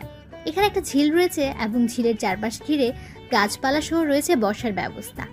জায়গাটা ভীষণ রকমের সুন্দর। নাফিয়া নিজের ধ্যানে এতটাই মগ্ন ছিল যে সে খেয়ালই করেনি আফিম বাড়ির পথে না গিয়ে হাতির ঝিলে এসে পৌঁছেছে। গাড়ির ব্রেক কষতে ধ্যান ভাঙল তার। জায়গাটা অপরিচিত লাগায় ভ্রুজোড়া কুচকে আফিমকে জিজ্ঞেস করে ওঠে, কোথায় এসেছি? উত্তরে কিছু না বলে গাড়ি থেকে নেমে পড়ে আফিম। আফিমকে নামতে দেখে নাফিয়াও গাড়ি হতে নেমে পড়ে। চারপাশটায় চোখ বোলাতেই ঠোঁটে হাসি ফুটে ওঠে নাফিয়ার। সে আফিমের কাছে এসে বলে ওঠে, এটা হাতির ঝিল? হুম। আমার ভীষণ পছন্দের জায়গা, কিন্তু কখনো সেভাবে আসা হয়নি। শুধু একবারই এসেছিলাম, তাও অনেক আগে। উত্তরে ঠোঁটে একটু হাসি টেনে নেয় আফিম। নাফিয়াও নিজের ঠোঁটে হাসি টেনে নিয়ে বলে ওঠে, ধন্যবাদ এতগুলা। ঠোঁটে হাসি বজায় রেখে আফিম বলে ওঠে, চলো ঝিলের কাছে যাওয়া যাক। দুজন হাতে হাত গুজে পাশাপাশি হাঁটছে। মৃদু বাতাসে সে ছুঁয়ে দিচ্ছে উভয়কে। নাফিয়া ঝিলের দিকে তাকিয়ে হেঁটে চলছে। ঝিলের বহমান পানি, কোলাহল মুক্ত পরিবেশ, মৃদু বাতাসে গাছের পাতাগুলো নাড়ার শব্দ ও সেই সাথে প্রিয় মানুষটির সঙ্গ, সবটাই খুব উপভোগ করছে সে। আফিমও এসব উপভোগ করছে। নাফিয়ার মুখ নেকাবে ঢাকা থাকলেও আফিম বেশ বুঝতে পারছে নাফিয়ার ঠোঁটে এক চিলতে হাসি ফুটে আছে। এই হাসিটির জন্যই তো সে অসাধ্যকে সাধন করবার সর্বোচ্চ প্রচেষ্টা করছিল। হাটের মাঝে আফিমের চোখ পড়ে একটা আইসক্রিমের ভ্যান গাড়ির দিকে। একটা লোক ভ্যানটি নিয়ে পথ চলছে। নাফিয়াকে দাঁড় করিয়ে সে ভ্যানটির দিকে এগিয়ে যায় আফিম। একটা কোন আইসক্রিম হাতে নিয়ে ফিরে আসে সে। আইসক্রিম দেখে নাফিয়ার ঠোঁটের হাসিটা প্রশস্ত হয়ে ওঠে। আফিম নাফিয়ার হাতে আইসক্রিমটি দিয়ে বলে ওঠে, ওই দিকটি গিয়ে বসি, ওখানে কোনো লোকজনের দেখা পাওয়া যাচ্ছে না। জি। অতঃপর দুজন গিয়ে বসে পড়ে। সামনে ঝিলের পানি দেখা যাচ্ছে, পেছনে এবং আশেপাশে গাছগাছালি। নাফিয়া নেকাব খুলে খাওয়া আরম্ভ করে, আর আফিম নীরব দৃষ্টিতে তাকিয়ে দেখছে তাকে। মেয়েটি বাচ্চাদের মতো খাচ্ছে। মুখে তো আইসক্রিম লেগেছেই, সেই সাথে নাকেও লাগিয়ে বসে আছে সে। এটি দেখে মৃদু হাসলো আফিম। আফিমের ঠোঁটে হাসি দেখে নাফিয়া জিজ্ঞেস করে ওঠে, হাসছেন কেন? দেখবা? নিজের পকেট হতে ফোন বের করে নাফিয়ার চেহারার অবস্থাটি ক্যামেরা বন্দি করে নেয় সে। ছবিটি নাফিয়াকে দেখাতে সে নিজের মুখটি মুছে নেওয়ার উদ্দেশ্যে হাত ওঠায়, কিন্তু আফিম তার হাতটা ধরে থামিয়ে দেয়। তুমি তো মজা করে আইসক্রিম খেলে, আমি খাবো না। আইসক্রিম তো একটিই কিনেছিলেন, তো কিভাবে খাবেন? আমারটা তো আমি খেয়ে নিয়েছি। দুঃখিত। মন খারাপ করে বলে নাফিয়া। ঠোঁটে হাসি ফুটিয়ে আফিম বলে ওঠে, নো প্রবলেম। আফিমের চাহনি সুবিধে ঠেকছে না নাফিয়ার। আফিমের থেকে দৃষ্টি সরিয়ে আশপাশটা ভালোভাবে চোখ বুলিয়ে নেয় সে। এই জায়গায় ধারে কাছে মানুষ নেই বললেই চলে, যারা আছে তারা দূরেই, তো তাও বেশি মানুষই নেই। ঢোক গিলে আফিমের দিকে তাকিয়ে নাফিয়া বলে ওঠে, কি চাইছেন? কথায় সময় অপচয় না করে নাফিয়ার দিকে এগিয়ে যেতে আরম্ভ করে আফিম। একদম কাছে যেতেই চোখ জোড়া বুঝে নেয় নাফিয়া। আফিম আলতো করে নাফিয়ার নাকে লাগানো আইসক্রিম খেয়ে নেয়। সেই সাথে থুতনিও ঠোঁটের পাশে লেগে থাকা আইসক্রিমগুলোও বাদ দেয় না সে। সূর্য ডুবে যাচ্ছে, আকাশ হলদে বর্ণ ধারণ করেছে। কিছুক্ষণের মাঝেই সূর্যমামা পুরোপুরি বিদায় জানাবে এবং আকাশ অন্ধকারাচ্ছন্ন হয়ে পড়বে। আফিমের কাঁধে মাথা রেখে সূর্যের ডুবে যাওয়ার সময়টা উপভোগ করছে নাফিয়া। আফিম এক হাতে নাফিয়াকে জড়িয়ে ধরে রেখেছে। উভয়ে অনেকটা সময় নীরবতা পালন করছে। অবশেষে নীরবতা কাটিয়ে আফিম বলে ওঠে, I want to prepare you for one thing. কোন বিষয়? ঠোঁটে আলতো হাসি ফুটিয়ে আফিম বলে ওঠে, তুমি শিক্ষকতা করেছো, তাই নৈতিক জ্ঞান তোমার আছে। বলো তো, মানুষের বাহ্যিক সৌন্দর্য দিয়ে কাউকে বিচার করা বা তা নিয়ে মন্তব্য করাটা কতটুকু সঠিক? বিন্দু পরিমাণ সঠিক নয়। কারেক্ট। যদি কেউ কারো বাহ্যিক সৌন্দর্য নিয়ে বাজে মন্তব্য করে, তখন কি করা উচিত? সাধ্যে থাকলে উচিত জবাব দেওয়া উচিত, আর তা সম্ভব না হলে উপেক্ষা করা উচিত। Again correct. আজ টেস্ট করিয়েছি, কাল বা পরশু ডাক্তার চিকিৎসা জানাবে। সার্জারি হলে প্রতিবেশীদের কানে যাবে। সেই সাথে তারা তাদের নোংরা মানসিকতার পরিচয় দিতেই পারে, কিন্তু এসব কিছুর কোনো প্রভাব তোমার উপর পড়তে দিবা না। এতটুকু বলে নাফিয়ার মাথা তার কাঁধ হতে উঠিয়ে দু হাতে নাফিয়ার গাল স্পর্শ করে আফিম বলে ওঠে, চিকিৎসা যাই হোক, তুমি এখন যেমন সুন্দর পরেও ঠিক এমনই সুন্দর থাকবে। এই রোগ কোনো ত্রুটি নয়, আর রোগ তোমায় বিন্দু পরিমাণ পরিবর্তন করতে পারবে না। আমি চাই তুমি নিজেকে ভালোবাসো, ঠিক যেমন তুমি আমাকে ভালোবাসো। আমার এক হাত বা পা যদি কর্মক্ষমতা হারিয়ে ফেলে, তবে কি তুমি আমাকে অযোগ্য ভাববে? কখনোই না। জলজল করা চোখে আফিমের দিকে তাকিয়ে কথাটি বলে নাফিয়া। ঠিক তেমনই নিজেকে মূল্য দিতে শেখো। সাহসিকতার সাথে এই রোগ মোকাবেলা করো এবং সমাজের কিছু মানুষের নোংরা মানসিকতার বিপক্ষে দাঁড়াও।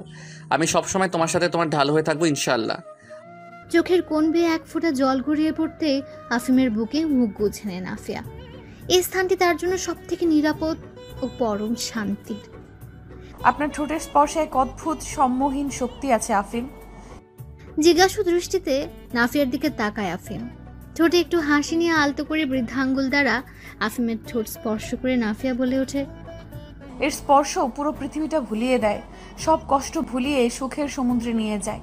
এই স্পর্শ আমার মাঝে সাহস যোগায়, আমার সব নিরাশা, সংকোচ, ভয় সব কিছু নিঃশেষ করে দেয়। আপনিহীনা কি করতাম আমি আফিম? চোখ জল জল করছে নাফিয়ার। এতটা সময় চুপচাপ নাফিয়ার চোখে চোখ রেখে তার উচ্চারিত প্রতিটি শব্দ মনোযোগ দিয়ে শুনছিল আফিম। নাফিয়ার চোখ জোড়া জল জল করে উঠতে নাফিয়ার কোমরে 2 হাত আঁকড়ে ধরে নাফিয়াকে নিজের সাথে মিশিয়ে নেয় সে। আফিমের এতটা কাছে যেতেই নিজের চোখ জোড়া বুঝে নেয় নাফিয়া। আফিম তার 2 চোখের পাতায় আলতো করে 2টো চুমু বসিয়ে দেয়। তারপর আর দেরি করে না, নাফিয়ার উৎসদয় নিজের আয়ত্তে নিয়ে নেয়। একটু আগে রাত ঠিক 12টা, হসপিটালের বেডে ঘুমিয়ে আছে নাফিয়া। আফিম আলতো করে তার কপালে চুমু দিয়ে ডেকে ওঠে তাকে। আফিমের এক ডাকে ঘুম ভেঙে যায় তার।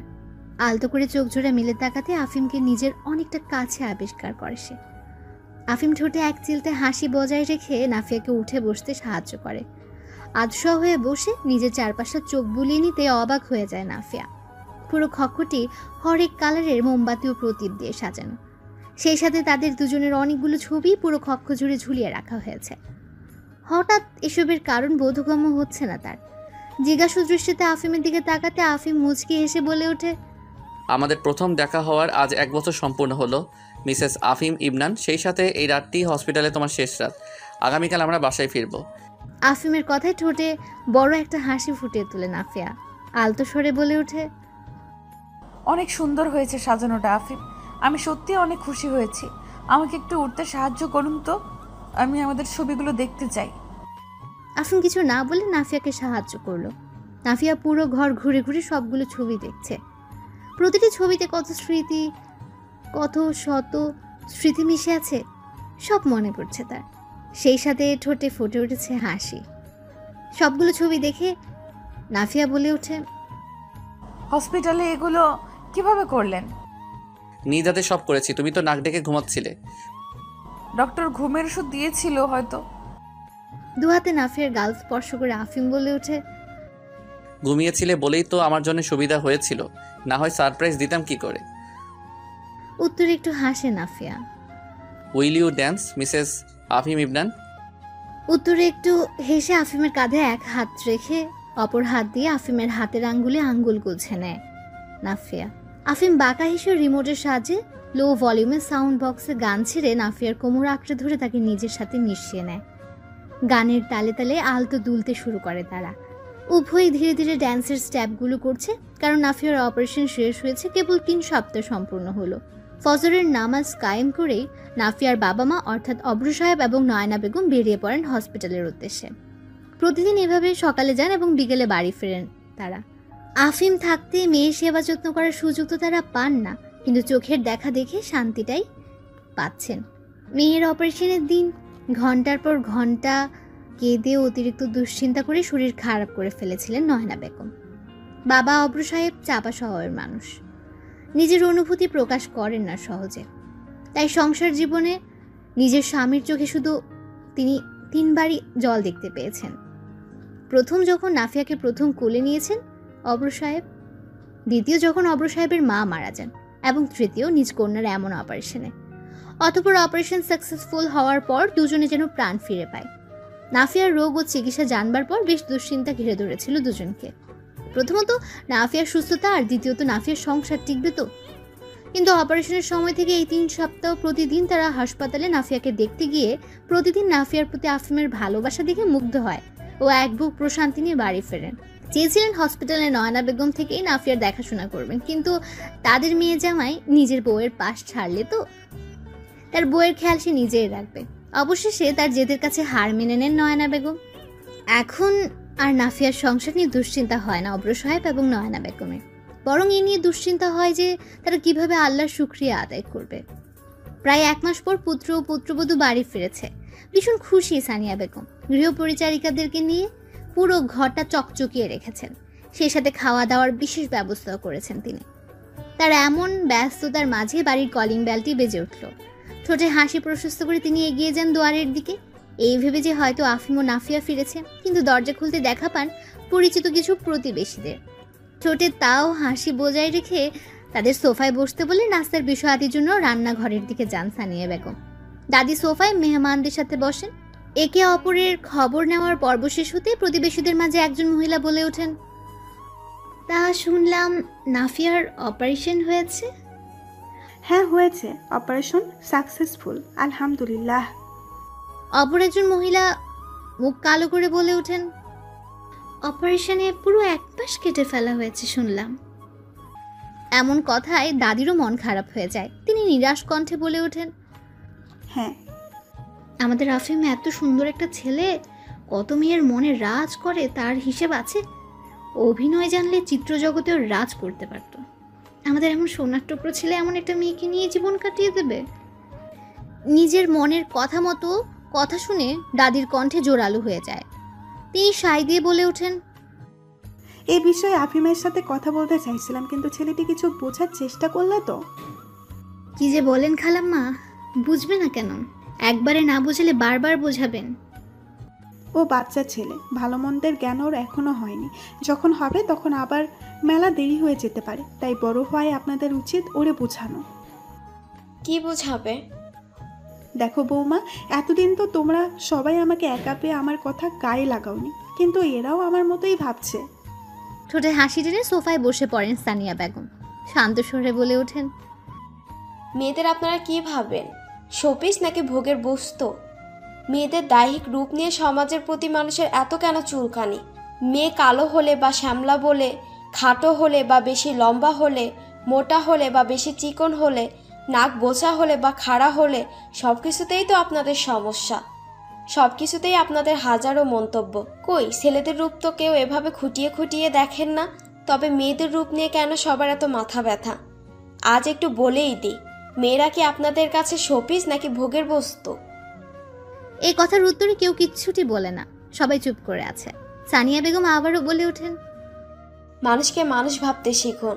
আমার পুত্রবধূ আমাদের ভালোবাসার পাত্রী, সে আমাদের ভালোবাসায় আগলে রাখবে, আমার পরিবারের খেয়াল রাখবে, যার জন্য সে পুরোপুরি যোগ্য।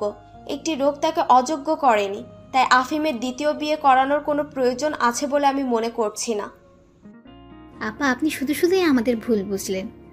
আমরা তো আফিমের ভালোর জন্যই বলছিলাম, কিন্তু আপনারা যদি না চান তবে সেটা আপনাদের ব্যাপার। উত্তরে রুক্ষ কিছু না বলে ঠোঁটে একটু হাসি নিয়ে সানিয়া বেগম বলে ওঠেন, ভুল বুঝে থাকলে দুঃখিত, তবে হ্যাঁ, যে রোগটির জন্য আপনারা একটি মেয়েকে ত্রুটিপূর্ণ বা অযোগ্য মনে করেন, সে রোগটি নিয়ে নিজে একটু সচেতন হয়ে নিন, কারণ রোগটি যে কোনো বয়সের মেয়েদের হতে পারে। অবশ্য 30-এর পর হবার সম্ভাবনা বেশি থাকে। সব মেয়ের উচিত প্রতিদিন নিজে নিজে পরীক্ষা করে দেখা যে তার বুকে কোনো চাকা মতো কিছু বিধে কিনা, বা কোনো ব্যথা সহ সেই জায়গায় কোনো পরিবর্তন দেখা যায় কিনা। আর হ্যাঁ, কোনো ধরনের লক্ষণ দেখা দিলে অনতিবিলম্বে ডাক্তারের শরণাপন্ন হওয়া উচিত। উপস্থিত মহিলাগুলো ঠোঁটে একটু হাসি ফুটিয়ে বলে ওঠে, জি ধন্যবাদ, আমরা তবে আজ উঠি।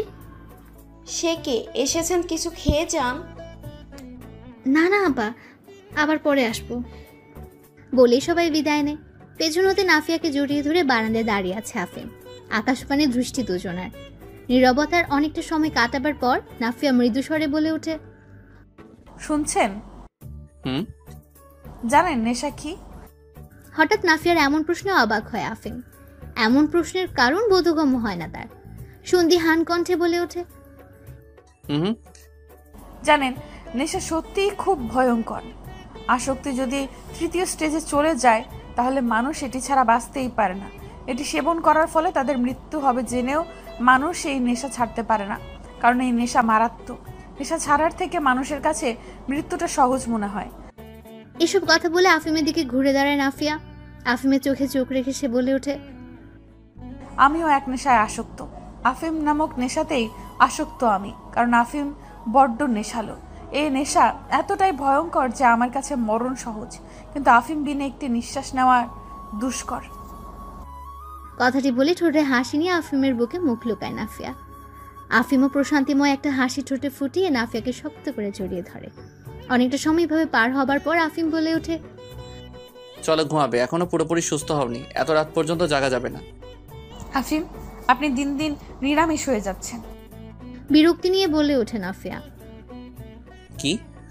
হ্যাঁ। আচ্ছা তাহলে কি আফিনকে আনার প্রক্রিয়া শুরু করব?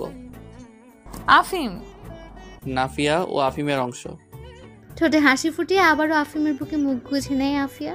আসসালামু আলাইকুম। সম্পূর্ণ গল্পটাতে যারা সাপোর্ট দিয়েছেন তাদের জন্য অসংখ্য ভালোবাসা। কেমন হয়েছে জানাবেন। আমার অনুসারে গল্পটার এন্ডিং এভাবেই সুন্দর। দেখা হবে খুব তাড়াতাড়ি নতুন গল্পে, ইনশাল্লাহ। ভালো থাকবেন।